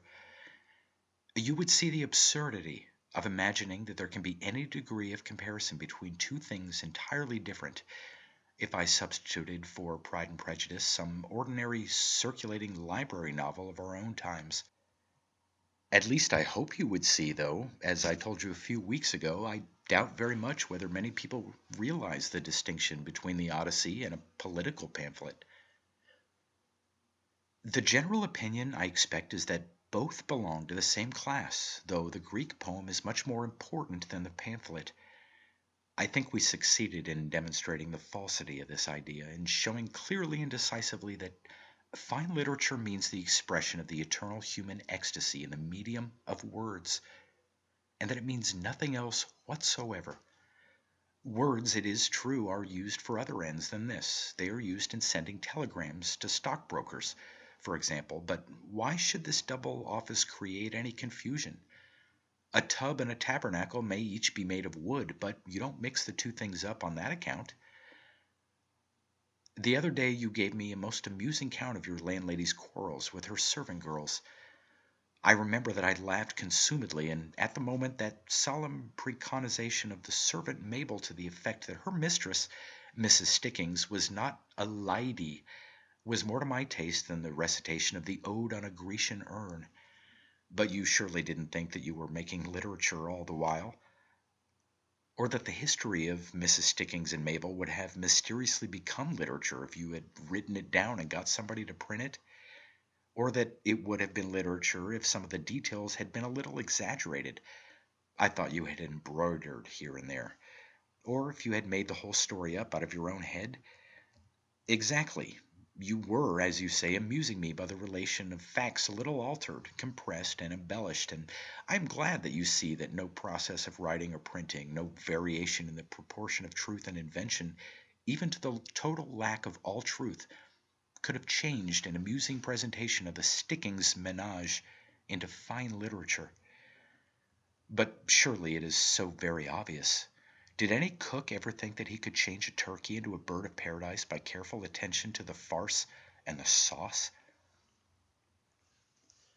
The farmer might as well expect to breed early phoenixes for Leadenhall Market by the simple process of lighting a bonfire in the farmyard. The young ducks would jump into the blaze, and the transformation would be the work of a second.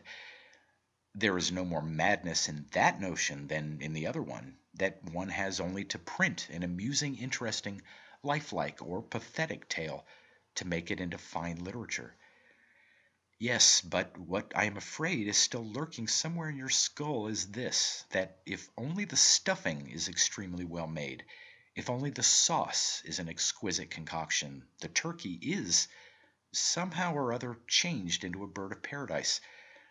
That is, to translate the analogy, if only the plot is very ingenious, if only the construction is well carried out, if the characters are extremely lifelike, if the English is admirably neat and sufficient, then reading matter becomes fine literature.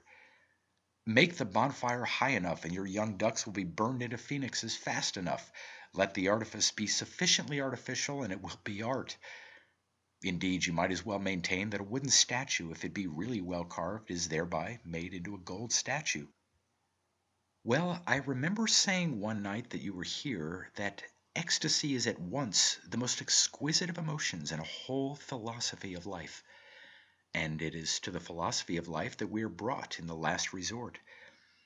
You know that there are, speaking very generally, two solutions of existence.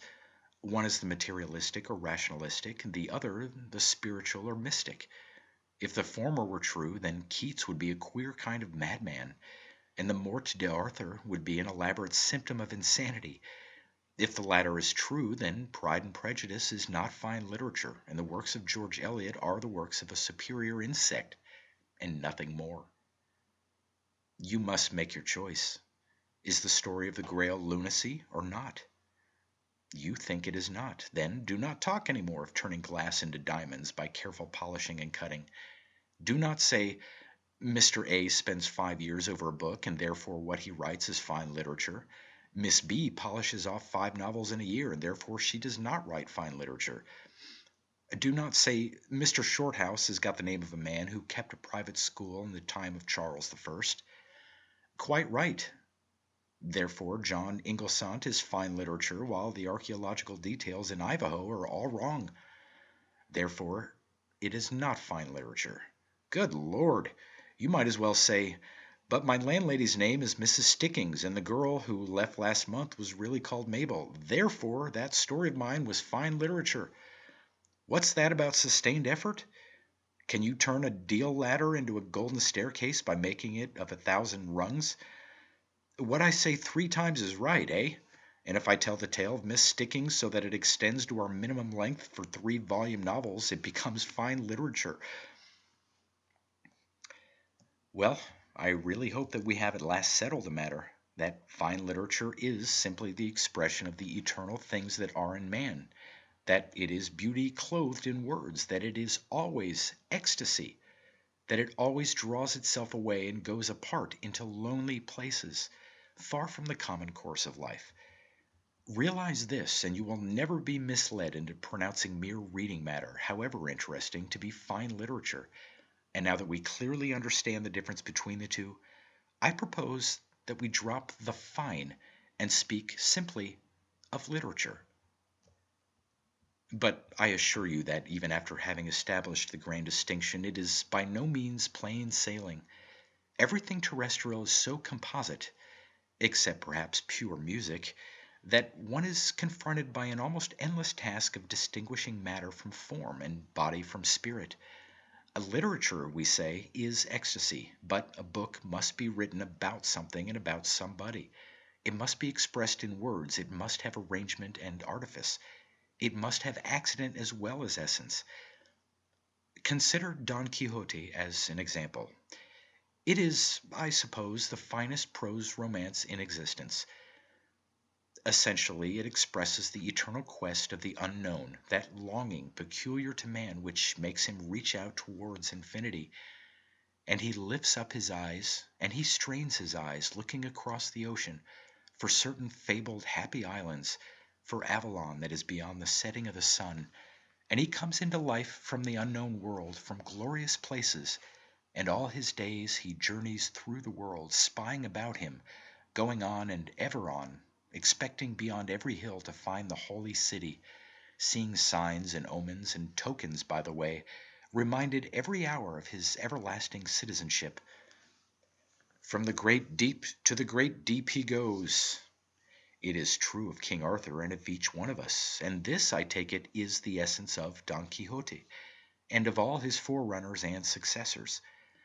Then, in the second place, you get the eternal moral of the book, and you will understand that I am not using moral in the vulgar sense.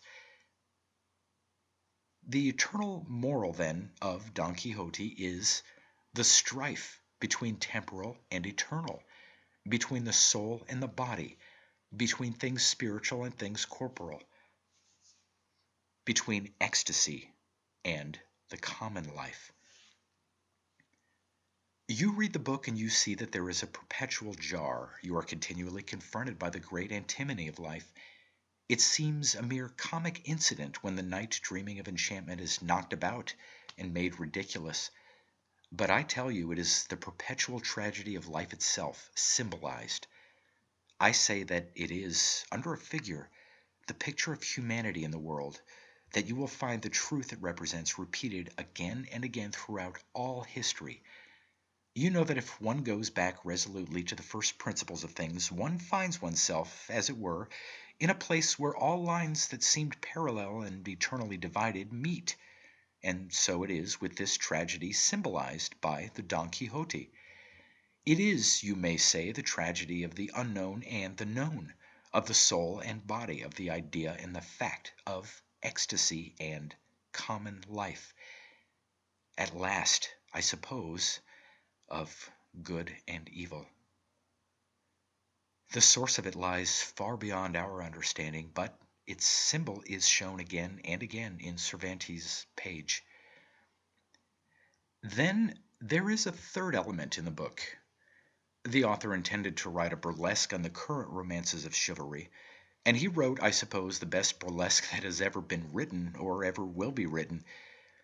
If you unhappily so choose, you can shut your eyes to everything serious and everything beautiful, and read merely of Amadis and Arthur taken off, of the highest ideals turned into nonsense, of the best motives shown to be, in effect, mischievous. You will read how the knight, in the approved manner of knights, helped the oppressed and the wretched, and how he usually worsened their condition tenfold. You may lend your ear to Sancho, grumbling and quoting common-sense proverbs all the road as he rides on his ass, and if it were not for the wit and the comedy, you might fancy yourself in a suburban train bound for the city. Why, if you so please, Don Quixote is the institute of cynicism, the reduction of every generous impulse to absurdity. Finally, the knight is the mouthpiece of Cervantes himself, especially towards the end of the second part, where the armor and the fantasy drop off piece by piece and shred by shred on that mournful homeward journey. At last, I say, Don Quixote is almost simply Cervantes commenting on men and affairs in Spain, and I think that in those final chapters the art has vanished together with the armor and the ecstasy. Yes, I always dread the ending of Don Quixote. A star drops a line of streaming fire down the vault of the sky, and perhaps you may have seen the ugly, shapeless thing that sinks into the earth. But this very brief and imperfect analysis of a great masterpiece of literary art may give you some idea of the extraordinary complexity of all literature.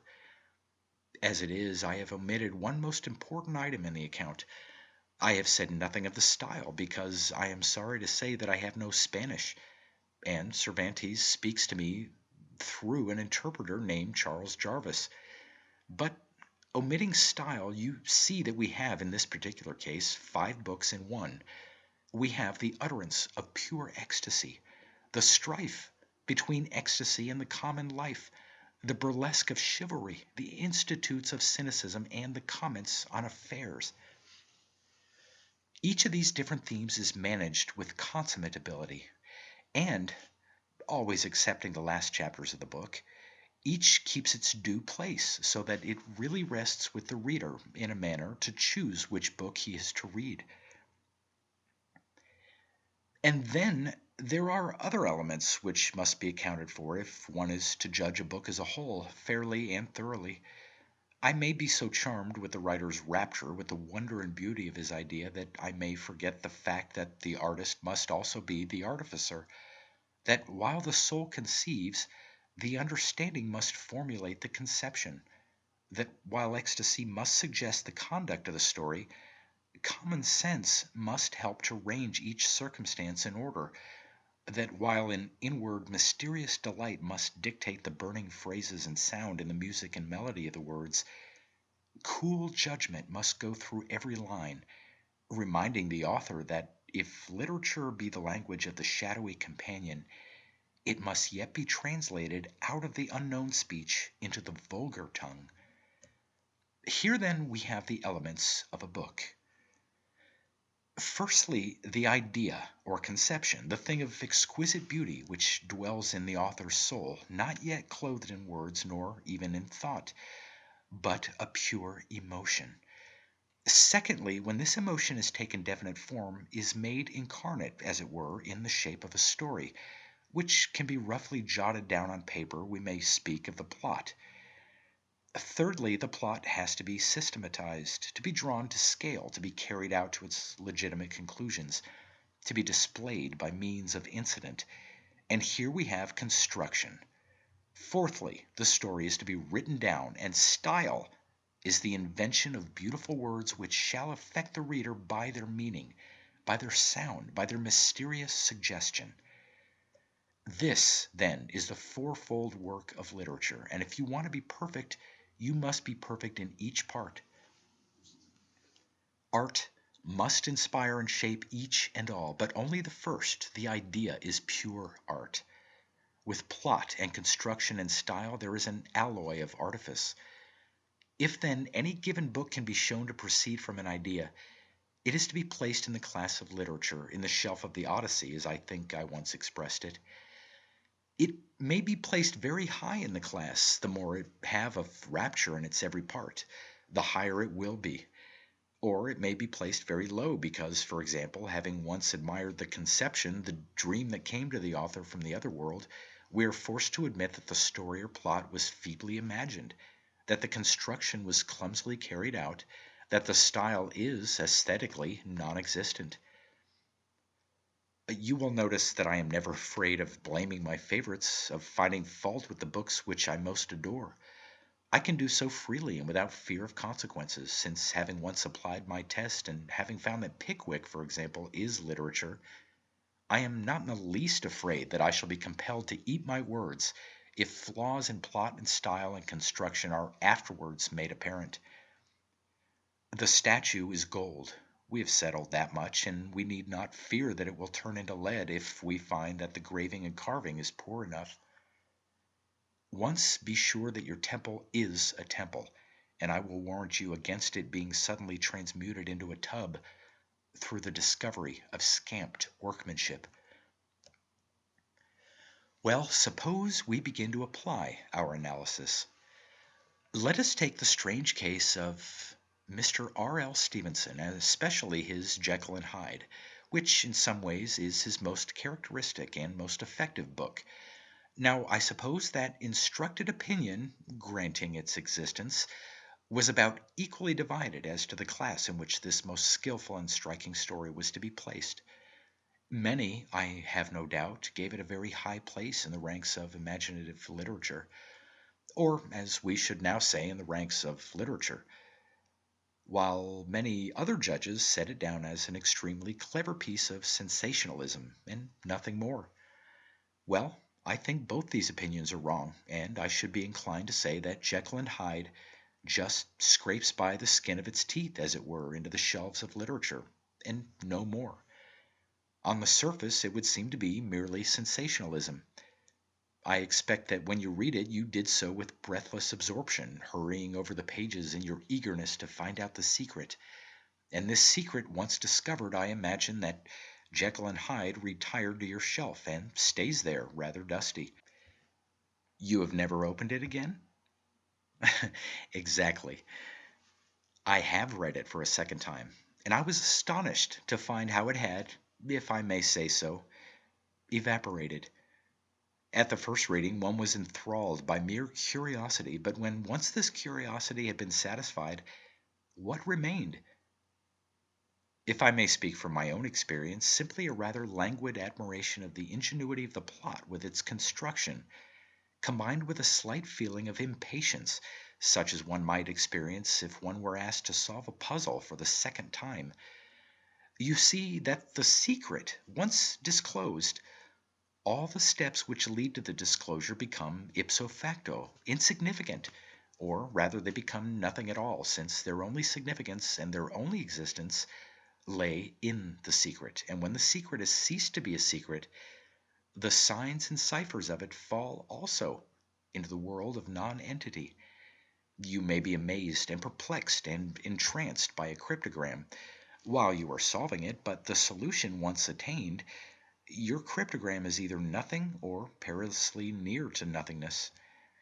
Well, all this points, doesn't it, towards mere sensationalism, very cleverly done? But, as I said, I think Jekyll and Hyde just scrapes over the borderline and takes its place very low down among books that are literature. And I base my verdict solely on the idea, on the conception that lies buried rather deeply beneath the plot.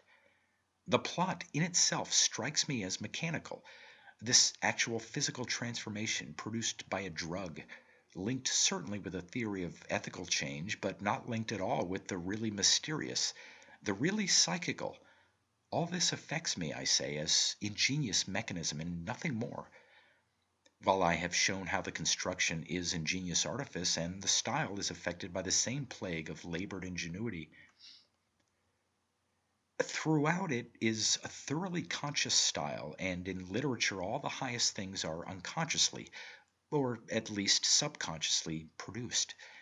It has music, but it has no under music, and there are no phrases in it that seem veils of dreams, echoes of the inexpressive song. It is on the conception, then, alone, that I justify my inclusion of Jekyll amongst works of art. For it seems to me that lurking behind the plot we divine the presence of an idea, of an inspiration. Man is not truly one, but truly two. Or perhaps a polity with many inhabitants, Dr. Jekyll writes in his confession. And I think that I see here a trace that Mr. Stevenson had received a vision of the mystery of human nature, compounded of the dust and of the stars of a dim vast city, splendid and ruinous as drowned Atlantis deep beneath the waves, of a haunted choir where a flickering light burns before the veil.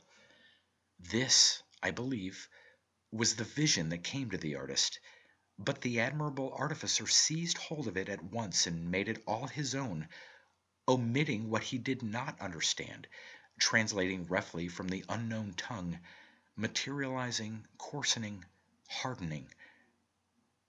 Don't you see how thoroughly physical the actual plot is? And if one escapes for a moment from the atmosphere of the laboratory, it is only to be confronted by the most obvious vein of moral allegory. And from this latter light, Jekyll and Hyde seems almost the vivid metaphor of a clever preacher. You mustn't imagine, you know, that I condemn the powder business as bad in itself, for, let us revert for a moment to philosophy, man is a sacrament, soul manifested under the form of body, and art has to deal with each and both to show their interaction and interdependence.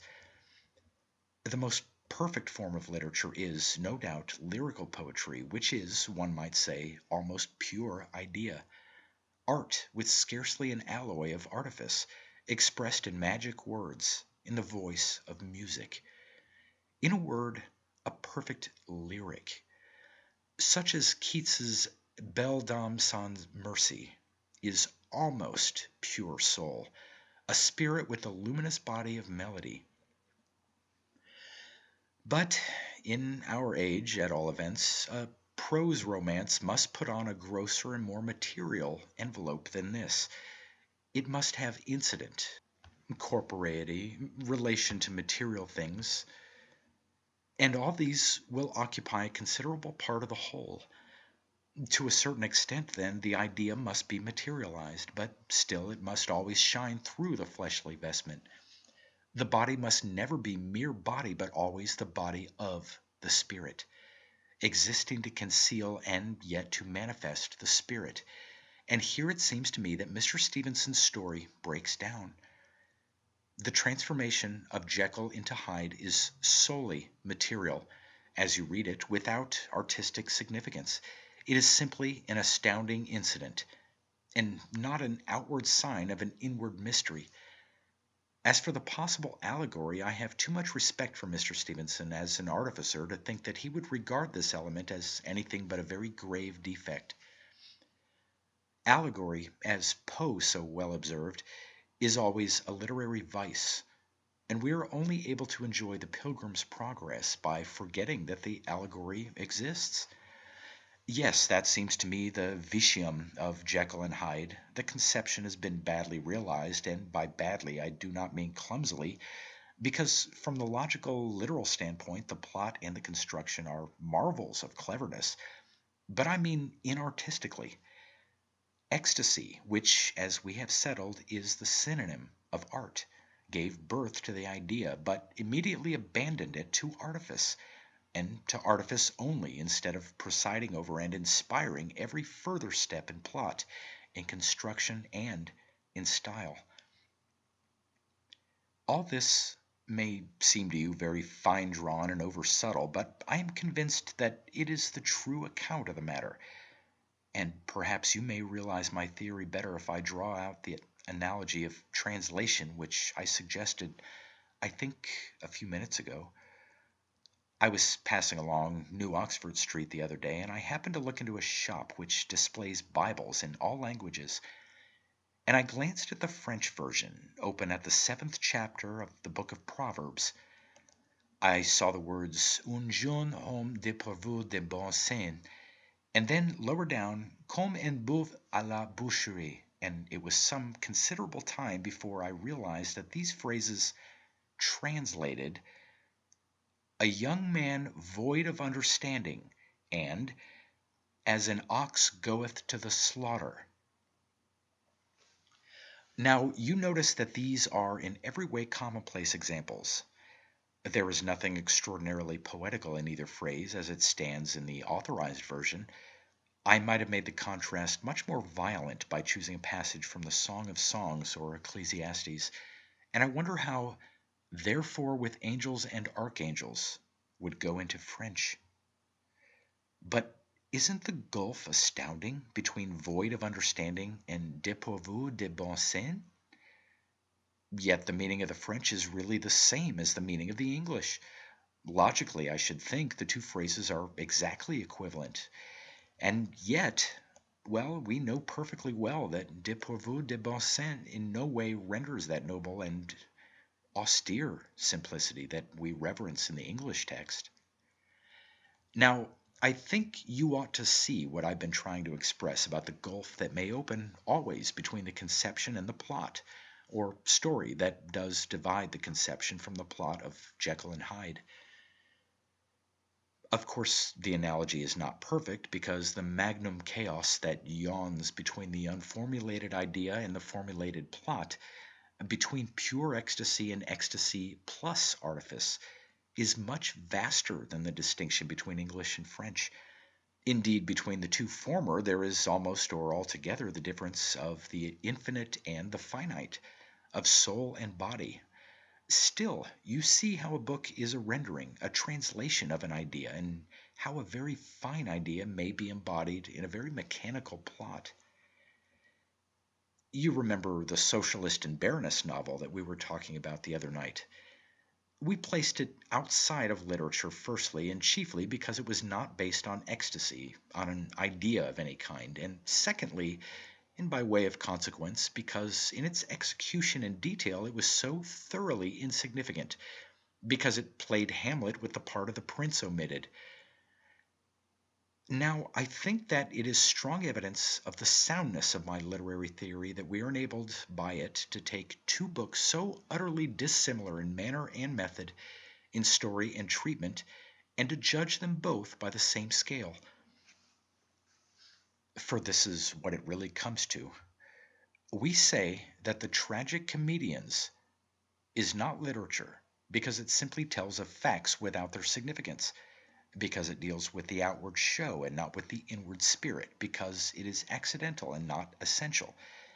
And in just the same way, we say that Jekyll and Hyde, its conception apart, is not literature inasmuch as it too has the body of a story without the soul of a story, the incident, the fact, without the inward thing of which the fact is a symbol.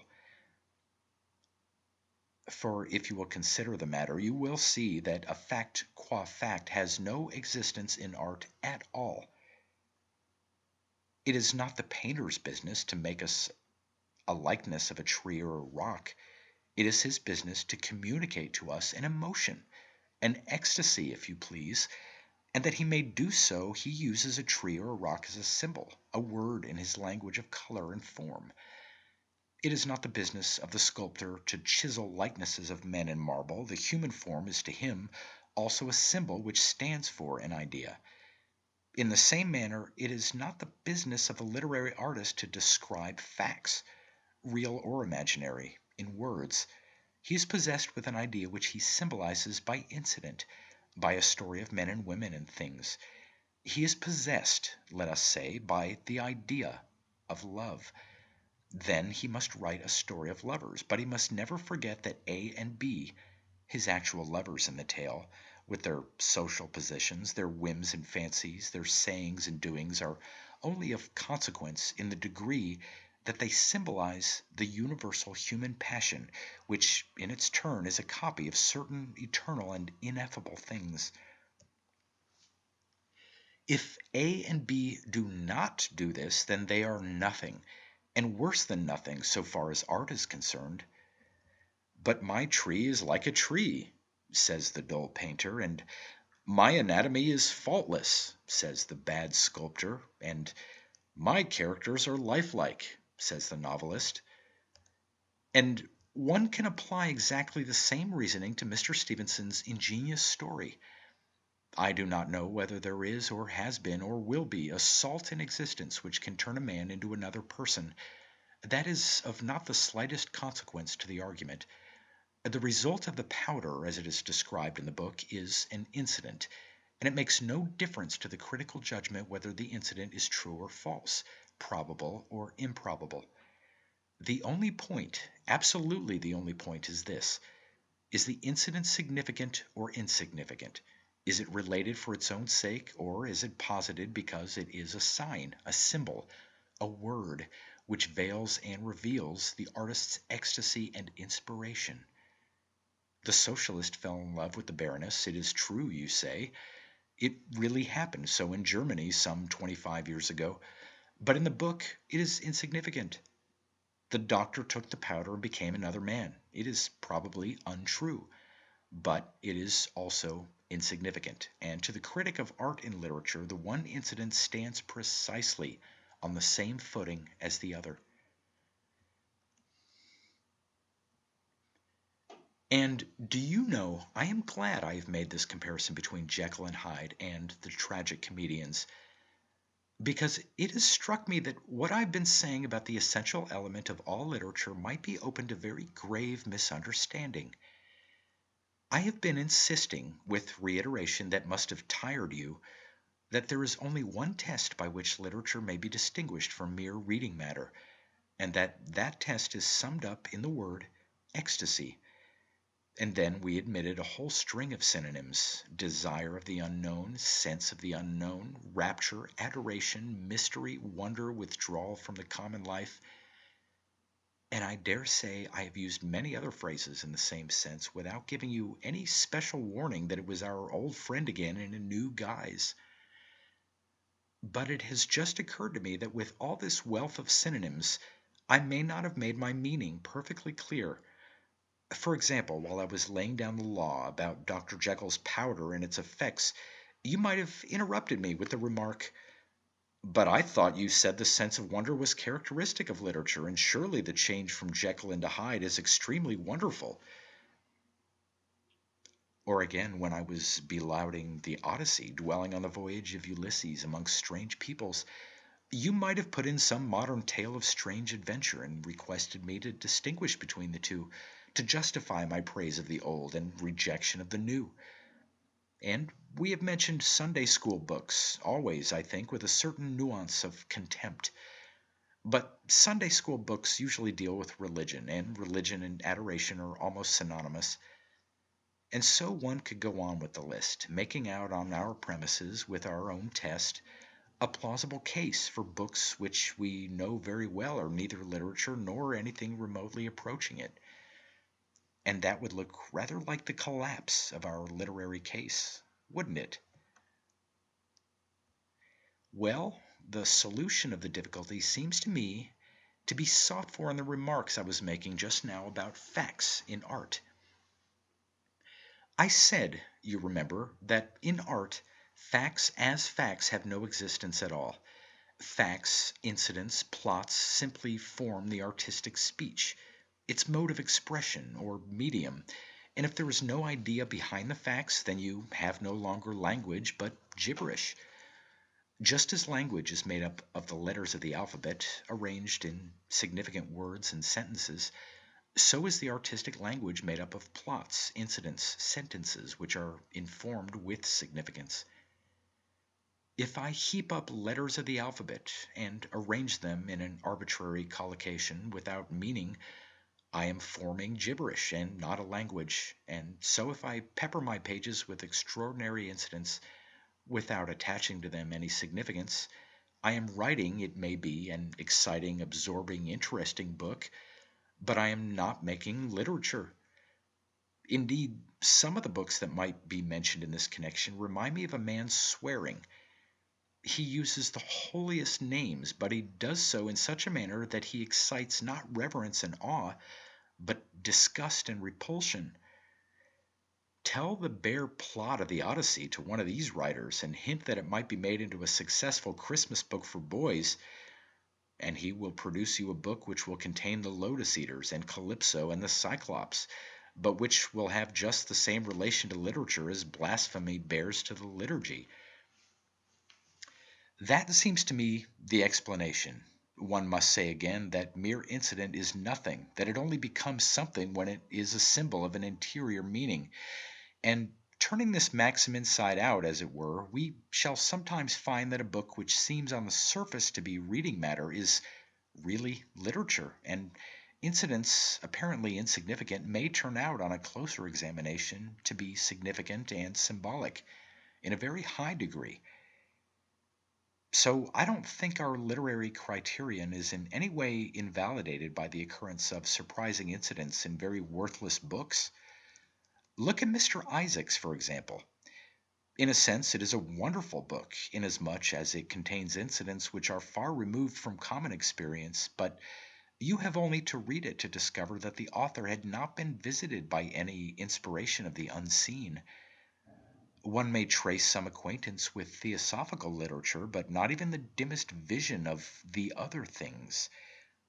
The other things? Ah, that is another synonym. But who can furnish a precise definition of the indefinable? They are sometimes in the song of a bird, sometimes in the scent of a flower, sometimes in the whirl of a London street, sometimes hidden under a great lonely hill. Some of us seek them with most hope and the fullest assurance in the sacring of the Mass. Others receive tidings through the sound of music, in the color of a picture, in the shining form of a statue, in the meditation of eternal truth. Do you know that I can never hear a jangling piano organ contending with the roar of traffic without the tears, not of feeling but of emotion, coming to my eyes? And that instance, it is grotesque enough, reminds me that I think I have an explanation of another puzzle that has often perplexed me, that I dare say has perplexed you. Do you remember the books that you read when you were a boy?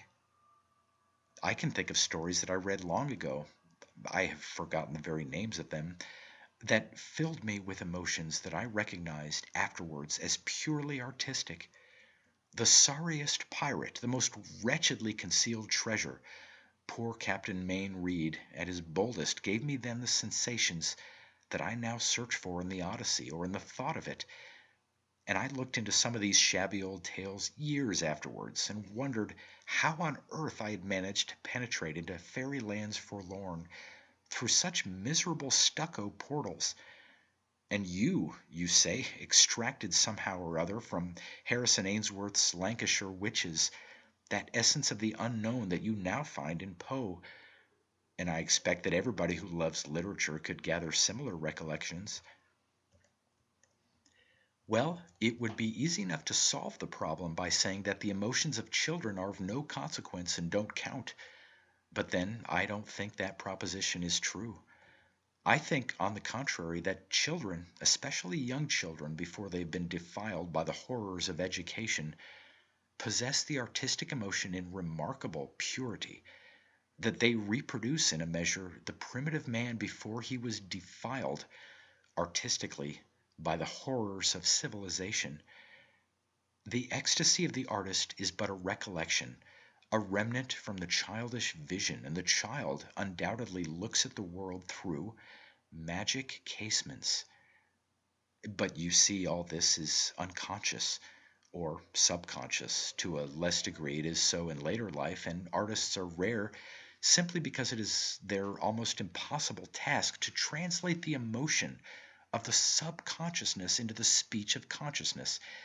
And as you may sometimes see children uttering their conceptions in words that are nonsense, or next door to it, so nonsense, or at any rate very poor stuff, suffices with them to summon up the vision from the depths of the soul. Suppose we could catch a genius at the age of 9 or 10 and request him to utter what he felt. The boy would speak or write rubbish, and in the same way you would find that he read rubbish, and that it excited him in an ineffable joy and ecstasy. Coleridge was a blue-coat boy when he read the poems of William Lyle Bowles, and admired them to enthusiasm. And I am quite sure that at some early period Poe had been enraptured by Mrs. Radcliffe, and we know how Burns founded himself on Ferguson. When men are young, the inward ecstasy, the red powder of projection, is of such efficacy and virtue that the grossest and vilest matter is transmuted for them into pure gold, glistening and glorious as the sun. The child, and with him you may link all primitive and childlike people, approaches books and pictures just as he approaches nature itself and life, and a wonderful vision appears where many of us can only see the common and insignificant. But all this has been a digression. It has come by the way in a talk about worthless and insignificant books. But I think that we should by this time have brought our testing apparatus into working order. We should be able to criticize any given book on some ground or principle, not on the rule of thumb of it sent me to sleep or it kept me awake. And I think that what I've already remarked about the subconscious element in literature should have answered that question about books with a purpose. As a matter of fact, I believe that they are mostly trash, but it is not a case for a priori reasoning. You must test each book by itself. Mr. Stevenson was, I believe, an artist at heart. But we've seen how the artificer overcame the artist in Jekyll and Hyde. And in like manner, there have been cases of people who were artificers and even preachers at heart, who were forced to succumb to the concealed subconscious artist when pen touched paper. For example, first logically analyze Lycidas. You will be disgusted, just as Dr. Johnson, who had no analysis but the logical, was disgusted. Forget your logic, your common sense, and read it again as poetry. You will acknowledge the presence of an amazing masterpiece, an unimportant lament over an unimportant personage, constructed on an affected pseudo-pastoral plan, full of acrid puritanical declamation and abuse, wantonly absurd with its mixture of the nymphs and St. Peter. It is not only wretched in plan, but clumsy in construction. The artifice is atrocious, and it is also perfect beauty. It is the very soul set to music. Its austere and exquisite rapture thrills one so that I could almost say, he who understands the mystery and the beauty of Lycidas understands also the final and eternal secret of art and life and man. Chapter 4.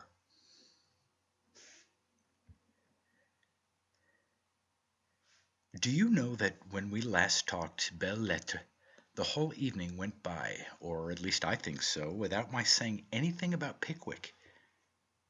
I hope you noted the omission in your diary, if you keep one, because I find it difficult to talk much about literature without drawing some illustration from that very notable and curious and unappreciated book. Yes, I maintain the justice of the last epithet in spite of circulation, in spite of popularity, and in spite of Pickwick literature. You may like a book very much and read it 3 times a year without appreciating it, and if a great book is really popular, it is sure to owe its popularity to entirely wrong reasons.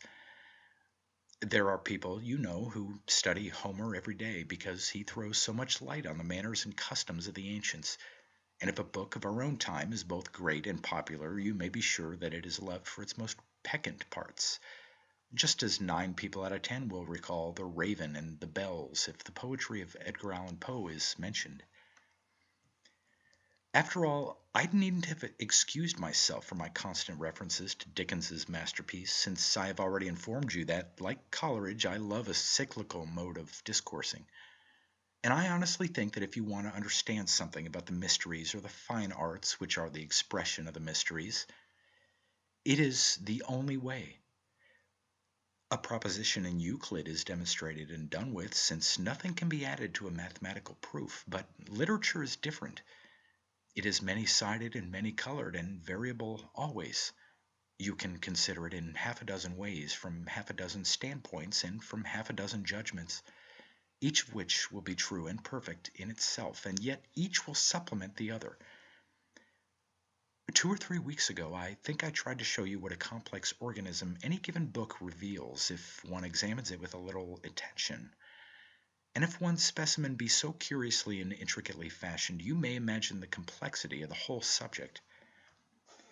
But I have a more particular reason for turning once more to the posthumous papers. We have noted that that which at first sight seems significant may turn out to be insignificant, and I think that in passing I hinted that the reverse was sometimes the case. Very good, and the special instance that is in my mind is the enormous capacity for strong drink exhibited by Mr. Pickwick and all his friends and associates. Of course, you've noticed it. Perhaps you have thought it a nuisance and a blemish from the artistic standpoint, just as many good people have found it a nuisance and a blemish from the temperance or teetotal standpoint. You may have felt quite certain that a set of men who were always drinking brandy and water and strong ale and milk punch and Madeira, who constantly drank a great deal too much of each and all of these things, would be extremely unpleasant companions in private life. I dare say you have been thankful that you never knew Mr. Pickwick or any of his followers. You know, I expect by personal experience that a man whose daily life is a pilgrimage from one whiskey bar to another is, in most cases, an extremely tedious and unprofitable companion. And it is undeniable that the Pickwickians rather made opportunities for brandy and water than avoided them. And in an indirect manner, you feel that all this makes you like the book less. But I can no more miss an opportunity of digression than Mr. Pickwick could keep on the coach if there were a chance of drinking his favorite beverage. Do you know that there are really people who make their liking or disliking of the characters the criterion of literature? Of romances, I mean? We touched on this some time ago, and I remember saying that in the case of such secondary books as Jane Austen's and Thackeray's, it was permissible enough to go where one was best amused, that one had a right to say, yes, the artifice may be the better here, but the characters are much more amusing there, and I had rather talk to the cosmopolitan whose manners are now and then a little to seek than to the maiden lady in the village, whose decorum is so unexceptionable. But I confess that at the time it had not dawned upon me that there are people who try to judge fine art, the true literature, on the same grounds. I believe, however, that such is the case. I believe, indeed, that the egregious M. Voltaire was dimly moved by such feeling when he wrote his famous criticism of the prophet Habakkuk. What, he must have said to himself, would they think in the salons of a man who talked like this? And the everlasting mountains were scattered, and the perpetual hills did bow. His ways are everlasting.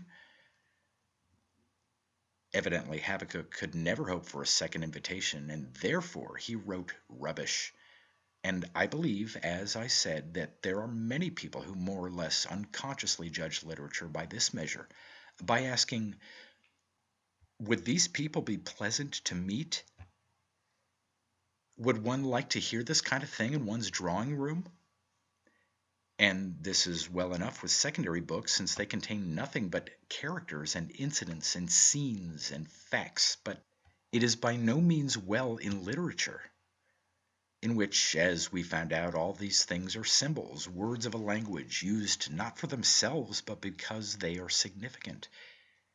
Remember our old definition: ecstasy, the withdrawal, the standing apart from common life, and you will see that we may almost reverse this popular method of judgment and turn it into another test, or rather another way of putting the test, of art.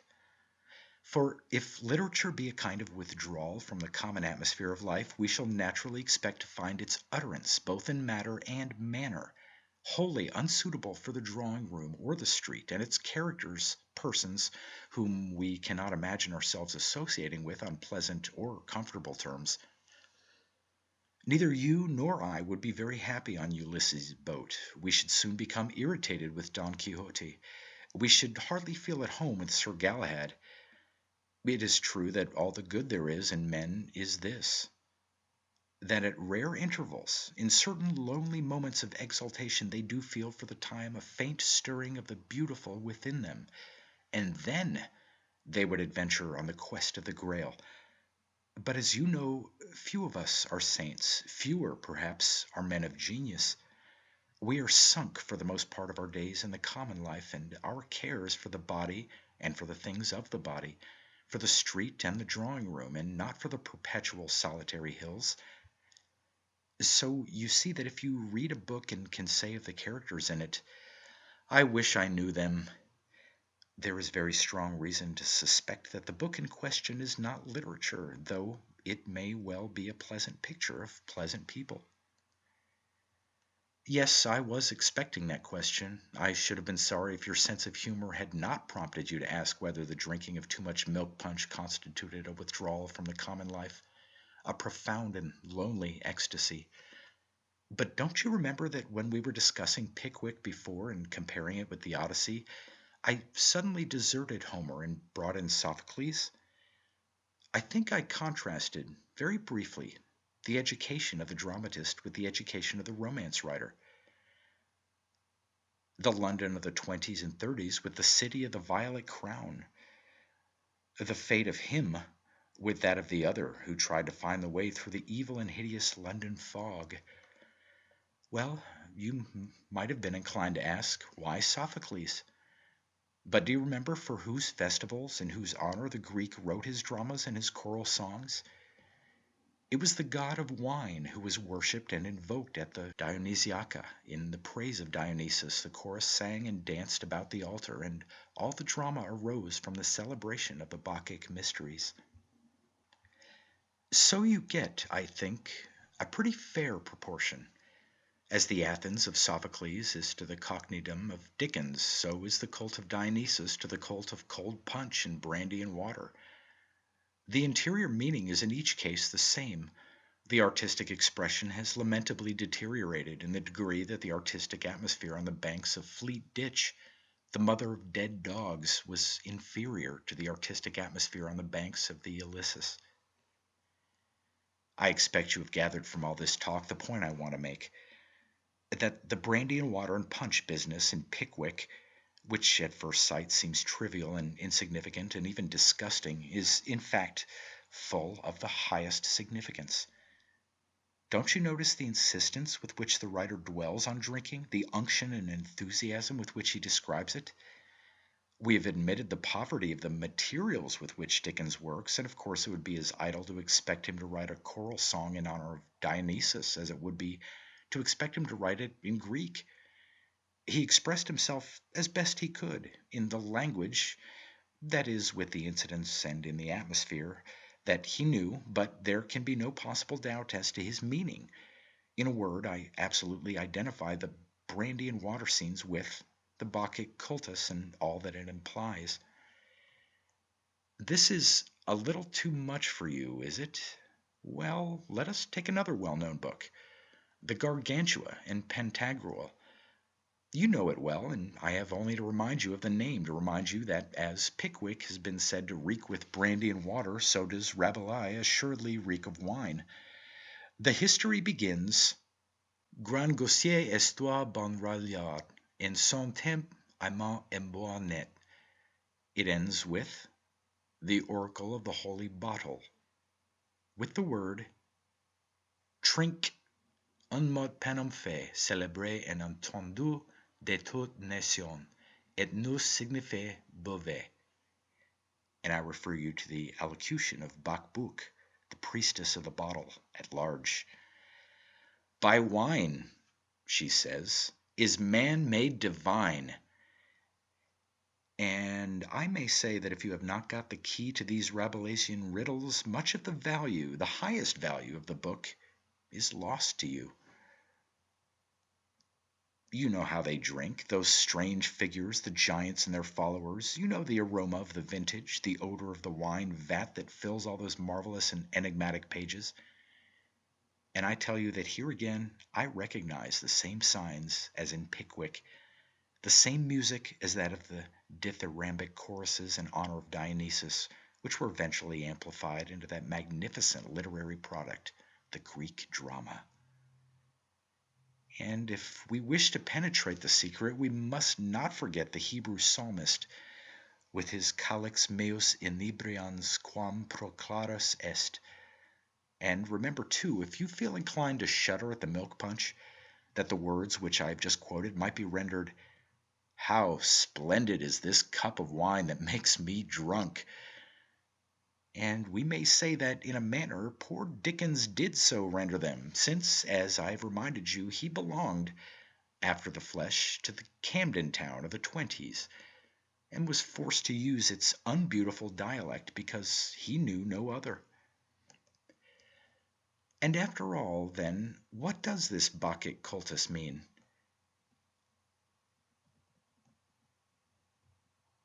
We have seen that under various disguises the one spirit appeared in Greece and in the France of the Renaissance and in Victorian England, and that in each instance there is an apparent glorification of drunkenness. The Greeks, indeed, a sober people by necessity, as all Southerners are, impersonated the genius of intoxication and made excessive drinking, as it would seem, an elaborate religion, with rites and festivals and mysteries. The Turanian, whose personal habit was that not of a drunkard but of a learned physician and restorer of ancient letters, who probably drank very much in the manner of the good curé I once knew. My God, he said to me after the third small glass of small white wine, 'tis a veritable debauch. Has, on the face of it, dedicated all his enormous book to the same cause, so that to read Pantagruel is like walking through a French village in the vintage season, when the whole world, as Zola unpleasantly and nastily expresses it, pue les raisons. Thirdly, Dickens, who loved to talk of concocting gin punch, and left it, when concocted, to be drunk by his guests, shows us Mr. Pickwick dead drunk in the wheelbarrow. And, for a final touch of apparent absurdity, you remember that Dionysus myth represents wine as a civilizing influence. You may well think of the public house at the corner and ask yourself how strong drink can contribute to civilization. Well, that is, in very brief outline, the problem and the puzzle.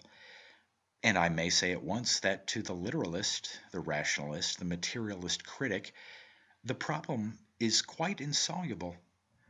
But to you and me, who do not end in any kind of ist, the enigma will not be quite so hopeless. Let us get back to our maxim that in literature, facts and incidents are not present for their own sake, but as symbols, as words of the language of art. It will follow, then, that the incidents of the Dionysus myth, the incidents of Pantagruel and Pickwick, are not to be taken literally but symbolically. We are not to conclude that the Greeks were a race of drunkards, or that Rabelais and Dickens preached habitual excess in drink as the highest virtue. We are to conclude that both the ancient people and the modern writers recognized ecstasy as the supreme gift and state of man, and that they chose the vine and the juice of the vine as the most beautiful and significant symbol of that power, which withdraws a man from the common life and the common consciousness, and taking him from the dust of the earth, sets him in high places in the eternal world of ideas. You see what Rabelais meant in the prologue to the first book by that reference to certain little boxes, such as we see nowadays in apothecaries' shops, the which boxes are painted on the outside with joyous and fantastic figures, but within they hold rare drugs as balm, ambergris, ammonium, musk, civet, certain stones of high virtue, and all manner of precious things. I do not know whether you have read any of our English commentators on Rabelais, or if not, I would not advise you to do so unless you take pleasure in futility. For instance, they take the passage from the prologue, and seeing the hint that something is concealed, try by some complicated chain of argument to show that Rabelais veiled his attacks on the Church under a mask of wild buffoonery. Of course, the attacks on the Church, the secondary and comparatively unimportant element in the book, fairly answering to the attacks on books of chivalry in the Don Quixote, are as open as any attack can well be, and anyone who finds a veil drawn between Rabelais' dislike for the clergy and his expression of it must have a very singular notion of what constitutes concealment, and a still more singular misapprehension of the motive forces which make and shape great books. Art, you may feel quite assured, proceeds always from love and rapture, never from hatred and disdain. And satire of every kind, qua satire, is eternally condemned to that Gehenna, where the pamphlets, the literature of the subject, and the lifelike books lie all together. In Don Quixote, one perceives that Cervantes loved the romances he condemns, and the satire is therefore good-humored, and, one may say, does his book little harm or none at all. But Rabelais had been harshly treated by the friars, and his consequent ill humor, his very violent abuse, are in disaccord with the eternal melodies which may be discerned in Pantagruel, noted there under strange symbols.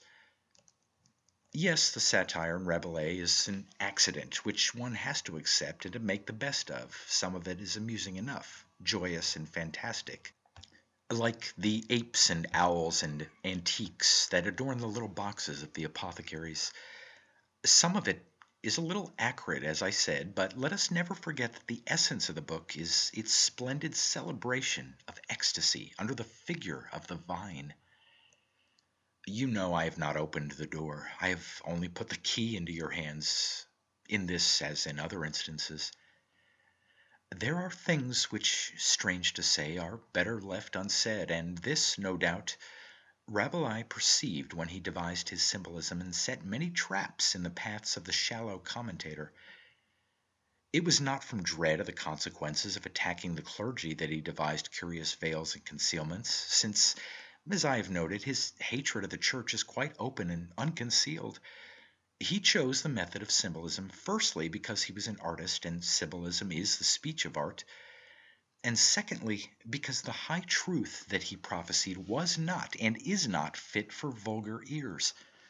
The secret places of the human nature are not heedlessly to be exposed to the uninitiated.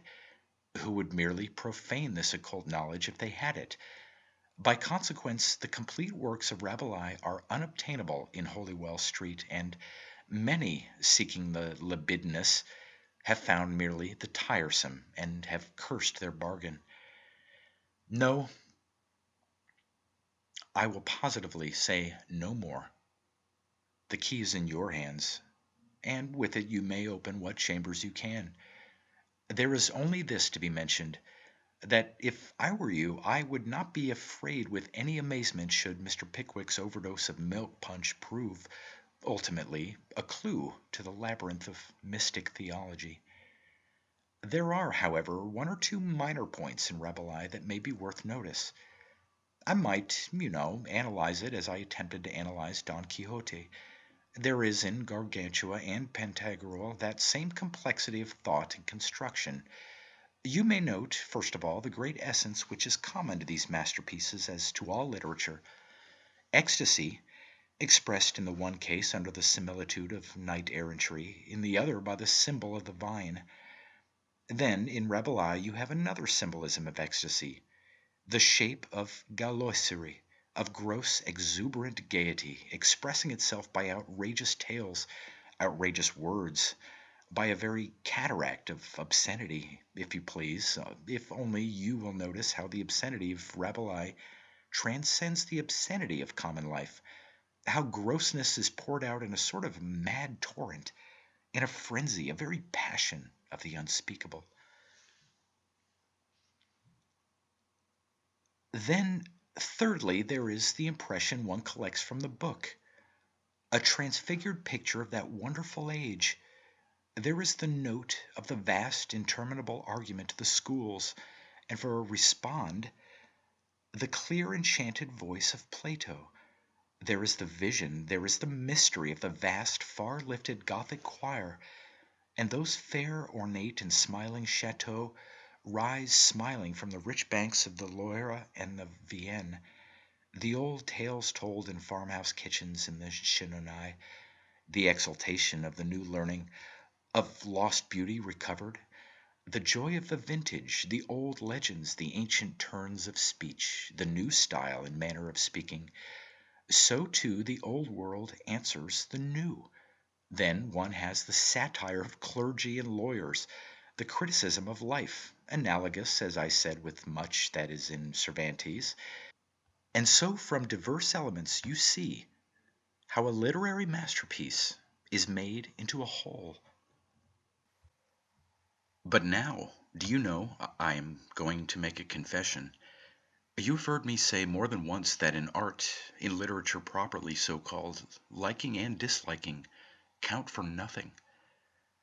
We have understood, I think, that when once amusing reading matter has been put out of court, the question of how often, with what absorption one reads a work of art matters nothing. Well, I want to contradict, or rather to modify that axiom. We've been speaking of three great books, each of which I believe firmly to be true literature: Pickwick, Don Quixote, and Pantagruel. Here is my confession. I read Pickwick, say, once a year, Don Quixote once every 3 years, while I read Rabelais in fragments, perhaps once in 6 years. You might suppose that I have indicated the order of merit. Well, I have, but you must reverse the order, since I firmly believe that Pantagruel is the finest of the three. We will leave Dickens out of account, since we are agreed that though the message was that of angels, the accent and the speech were of Camden Town. He, that is to say, approaches most nearly to the common life, to the common passages in which we live, and hence he, naturally, pleases us the most in our ordinary and common humors.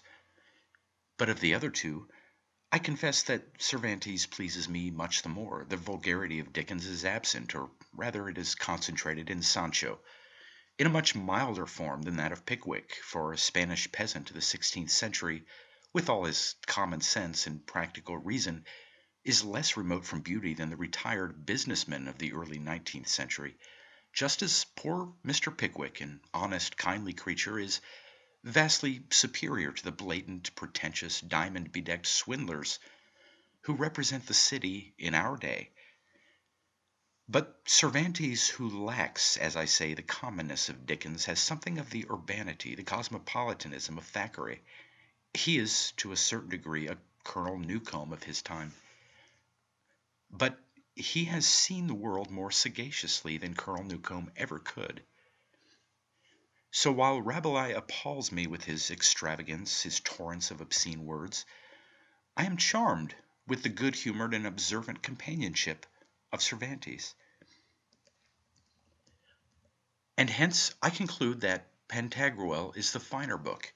It may sound paradoxical to say so, but don't you see that the very grotesquerie of Rabelais shows a further remove from the daily round, a purer metal, less tinged with the personal material interest than Don Quixote? Mind you, I find greater deftness, a finer artifice in Cervantes, who I think expressed his conception the more perfectly, but I think that the conception of Rabelais the higher, precisely because it is the more remote. Look at the Pantagruel. Consider those lists, that more than frankness, the ebullition of grossness, plainly intentional, designed. It is either the merest lunacy or else it is sublime.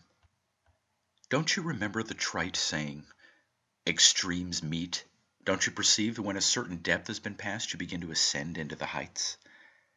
The Persian poet expresses the most transcendental secrets of the divine love by the grossest phrases of the carnal love.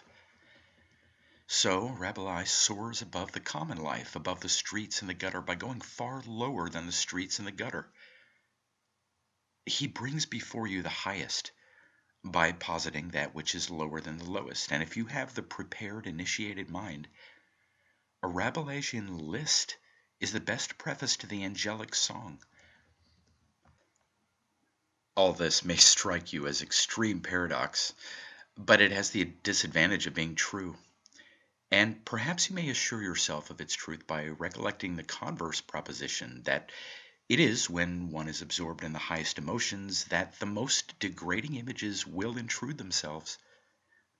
No, you are right. This is not the psychology of the scientific persons who write handbooks on the subject.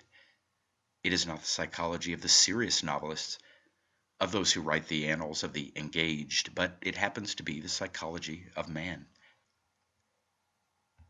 I don't know that very much can be made of the signification of the characters in Pantagruel, as I hardly think that Rabelais was anxious to be systematic or consistent in delineating them.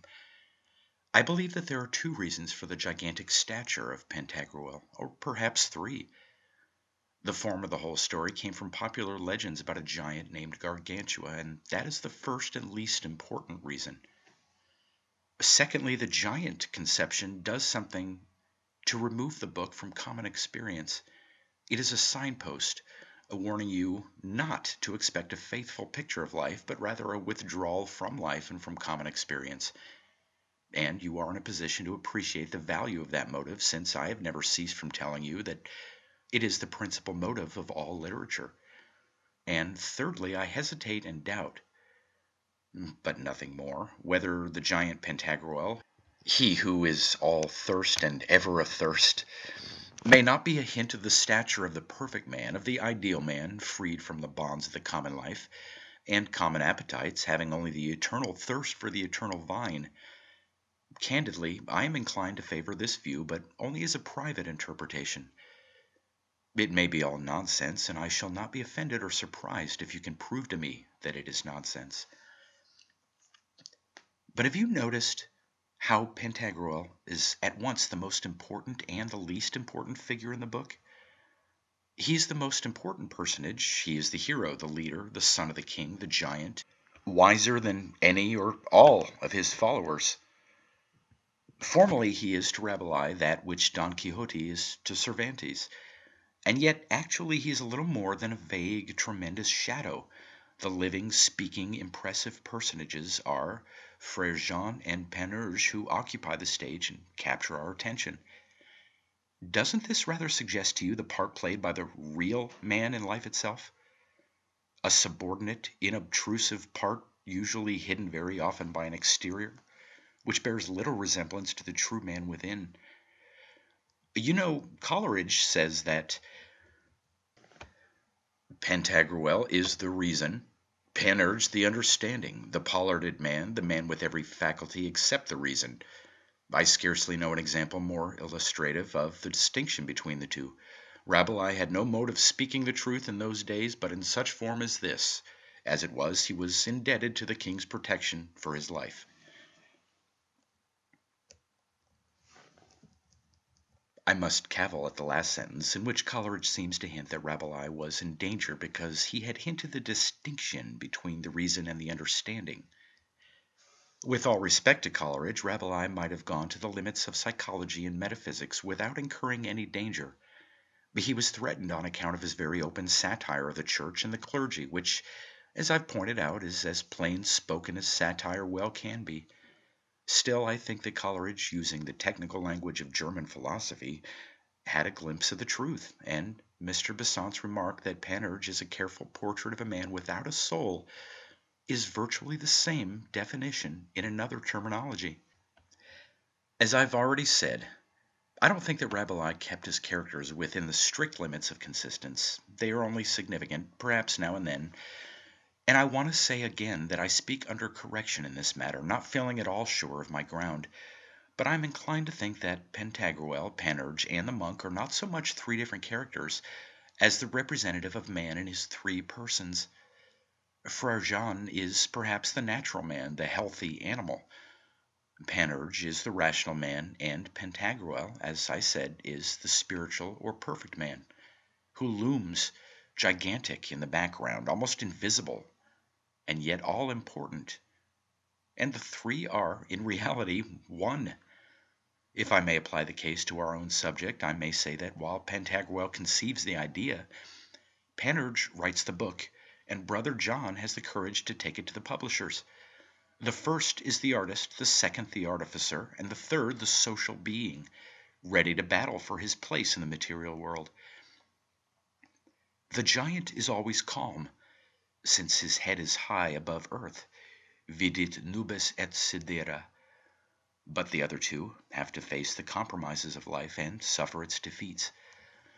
All this may be purely fantastical, and at any rate I am sure that anyone who knows his Rabelais could pick many holes in my interpretation.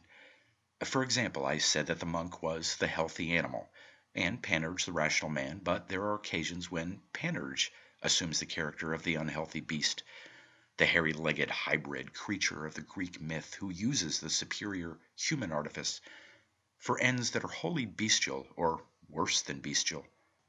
Still, is this a valid objection?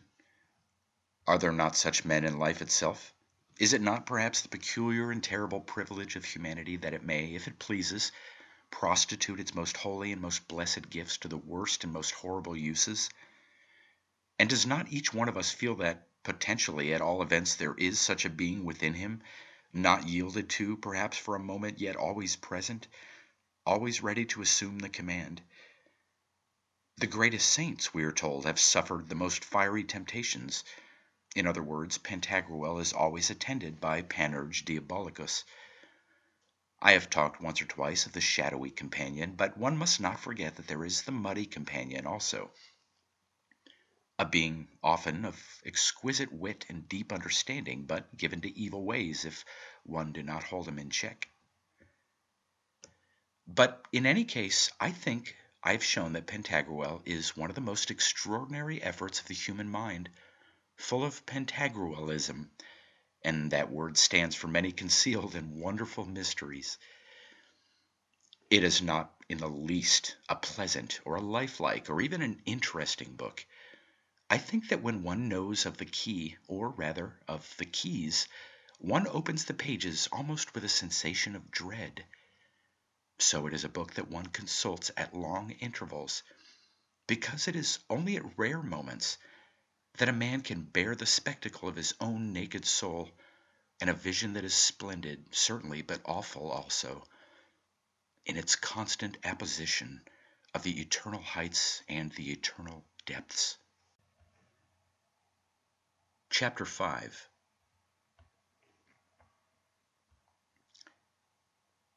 I have been waiting for that question for a very long time, and I only wonder that you have been able to restrain yourself so well through such a series of what I know you believe to be paradoxes. though I have assured you that I deal merely in the plainest truth. But after all, your question is quite a legitimate one, and I remember when I first began to think of these things, I went astray, simply because I did not recognize the existence of the difficulty that has been bothering you ever since that talk of ours about the halte sagesse Pantagruelian, or et Pickwickian, and perhaps before it. Yes, I will put the question in its plainest, crudest form, and I will make you ask, if you please, whether Charles Dickens had any consciousness of the interior significance of the milk punch, strong ale, and brandy and water which he caused Mr. Pickwick and his friends to consume in such outrageous quantities. It sounds plain enough and simple enough, doesn't it?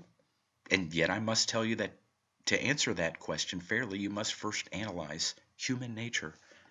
And I needn't remind you that that is a task very far from simple. Man sounds a very simple predicate. As you utter it, you imagine that you understand its significance perfectly well. But when you begin to refine a little, and to bring in distinctions and to carry propositions to their legitimate bounds, you find that you have undertaken the definition of that which is essentially indefinite and probably indefinable. And after all, we need not pitch on this term or on that. There is no need to select man as offering any especial difficulty. For I take it that the truth is that all human knowledge is subject to the same disadvantage, the same doubts and reservations.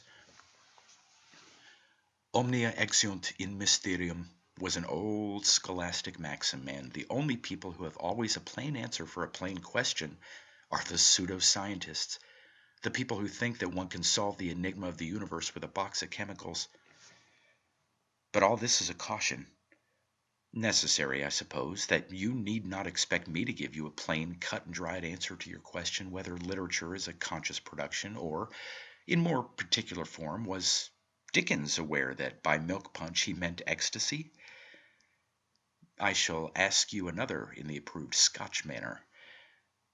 You were telling me that as you came along this evening you had to stop for 5 minutes at the corner of the Caledonian Road to watch the exquisite grace of two slum girls of 14 or 15 dancing to the rattling tune of a piano organ. You spoke of the charm of their movements, motus ionici. Some of them, I fear, of the purely aesthetic delight there was in the sight of young girls, disguised as horrible little slatterns, leaping and dancing as young girls have always leaped and danced, I suppose, from the time of the cave dwellers onwards. Well, but do you suppose that this charm you have remarked was conscious? Do you think that Harriet and Emily realized that they were of the kin of the ecstatic dancers of all time? That they were beautiful because they were naturally expressing by a symbol that is universal, the universal and eternal ecstasy of life? Look back in your memory for illustrations. I, as you know, am rather the enemy of facts, and it is rarely that I am able to support a theory by a systematic catena of instances and authorities. But if one had the industry and energy, one might make a most curious history of the dance. Remember the Hebrew dances of religious joy, of ecstasy in its highest form? Remember that strange survival of the choristers' dance before the high altar in Spain on certain solemn feasts? A survival which has persisted in spite of the strong Roman influences which make for rigid uniformity. Think of the Greek menades and bacchantes of the Dionysiac chorus in the theater, of our old English peasants treading the mazes and dancing round the maypole, of dances at Breton pardons, of the fairies supposed to dance in the forest glade beneath the moon. Why, dancing is as much an expression of the human secret as literature itself, and I expect it is even more ancient. And Harriet and Emily, leaping on the pavement to that jingling, clattering tune, were merely showing that, though they were the children of the slum and the stepchildren of the school board, they were yet human and partakers of the universal sacrament. But if you ask, were they conscious of all this, it will be very difficult to give a direct answer. I need hardly say that they could not have put their very real emotion into the terms I've used, nor perhaps into any terms at all, and yet They know the delight of what they do as much as if they had been initiated in all the mysteries. If someone with the genius of Socrates for propounding searching questions could corner Harriet and Emily and face and overcome that preliminary inevitable garn, it is possible that he might find that they were fully conscious of the reasons why they danced and delighted in dancing, just as Socrates demonstrated to the slave that he was perfectly acquainted with geometry, but failing as Socrates and using words in their usual senses, I suppose we must say that they are not conscious. They dance and leap without calculation, as they eat and drink, and as birds sing in springtime. And very much the same answer must be given to the similar question as to literature. I said that to answer the riddle fully and completely, one would have to make an analysis of human nature. And in truth, the problem is simply a problem of the consciousness and subconsciousness, and of the action and interaction between the two. I will not be too dogmatic. We are in a misty, uncertain, and unexplored regions, and it is impossible to chart all the cities and mountains and streams and fix with the nicety of the Ordnance Survey their several places on the map, but I am strangely inclined to think that all the quintessence of art is distilled from the subconscious and not from the conscious self, or in other words, that the artificer seldom or never understands the ends and designs and spirit of the artist. Our literary architects have all, I think, builded better than they knew, and very often I expect the draughtsman who sees the triumph and enjoys in it his manner, takes all the credit to himself and ludicrously imagines that it is his careful drawing and amplification of the sketch and following the scale that have created the high and holy house of God. There is a queer instance of what I mean in Dickens's preface to the later editions of Pickwick. I put the book up on a high shelf the other day, and I can't be bothered getting it down and verifying the quotation, but I believe the author, after telling us that the original design was to give opportunities to the etcher Seymour, goes on to recapitulate, as it were, the achievements of the book, and his lists of triumphs is much more amusing than any list in Rabelais. The law of imprisonment for debt has been altered. Fleet Prison has been pulled down. The school board is coming. Lawyers' clerks have nice manners. Parliamentary elections are a little better, but they might be better still. And one wonders that he does not announce that in consequence of the publication of Pickwick, medical students have given up brandy for barley water. It is evident, you see, that Dickens thought, or thought that he thought, for it is very difficult to be exact, that his masterpiece of the picaresque, his epitome of Pantagruelism, was written to correct abuses. And looking back, many years after its publication, he congratulates himself that most of these abuses have been corrected, and one can almost hear him say, ergo, it is a very fine book. He was impelled to write this nonsense of the preface because he was, by comparison, educated. Harriet, the dancer, would probably tell you, if you succeeded in penetrating beyond Garn, that she danced because she liked it.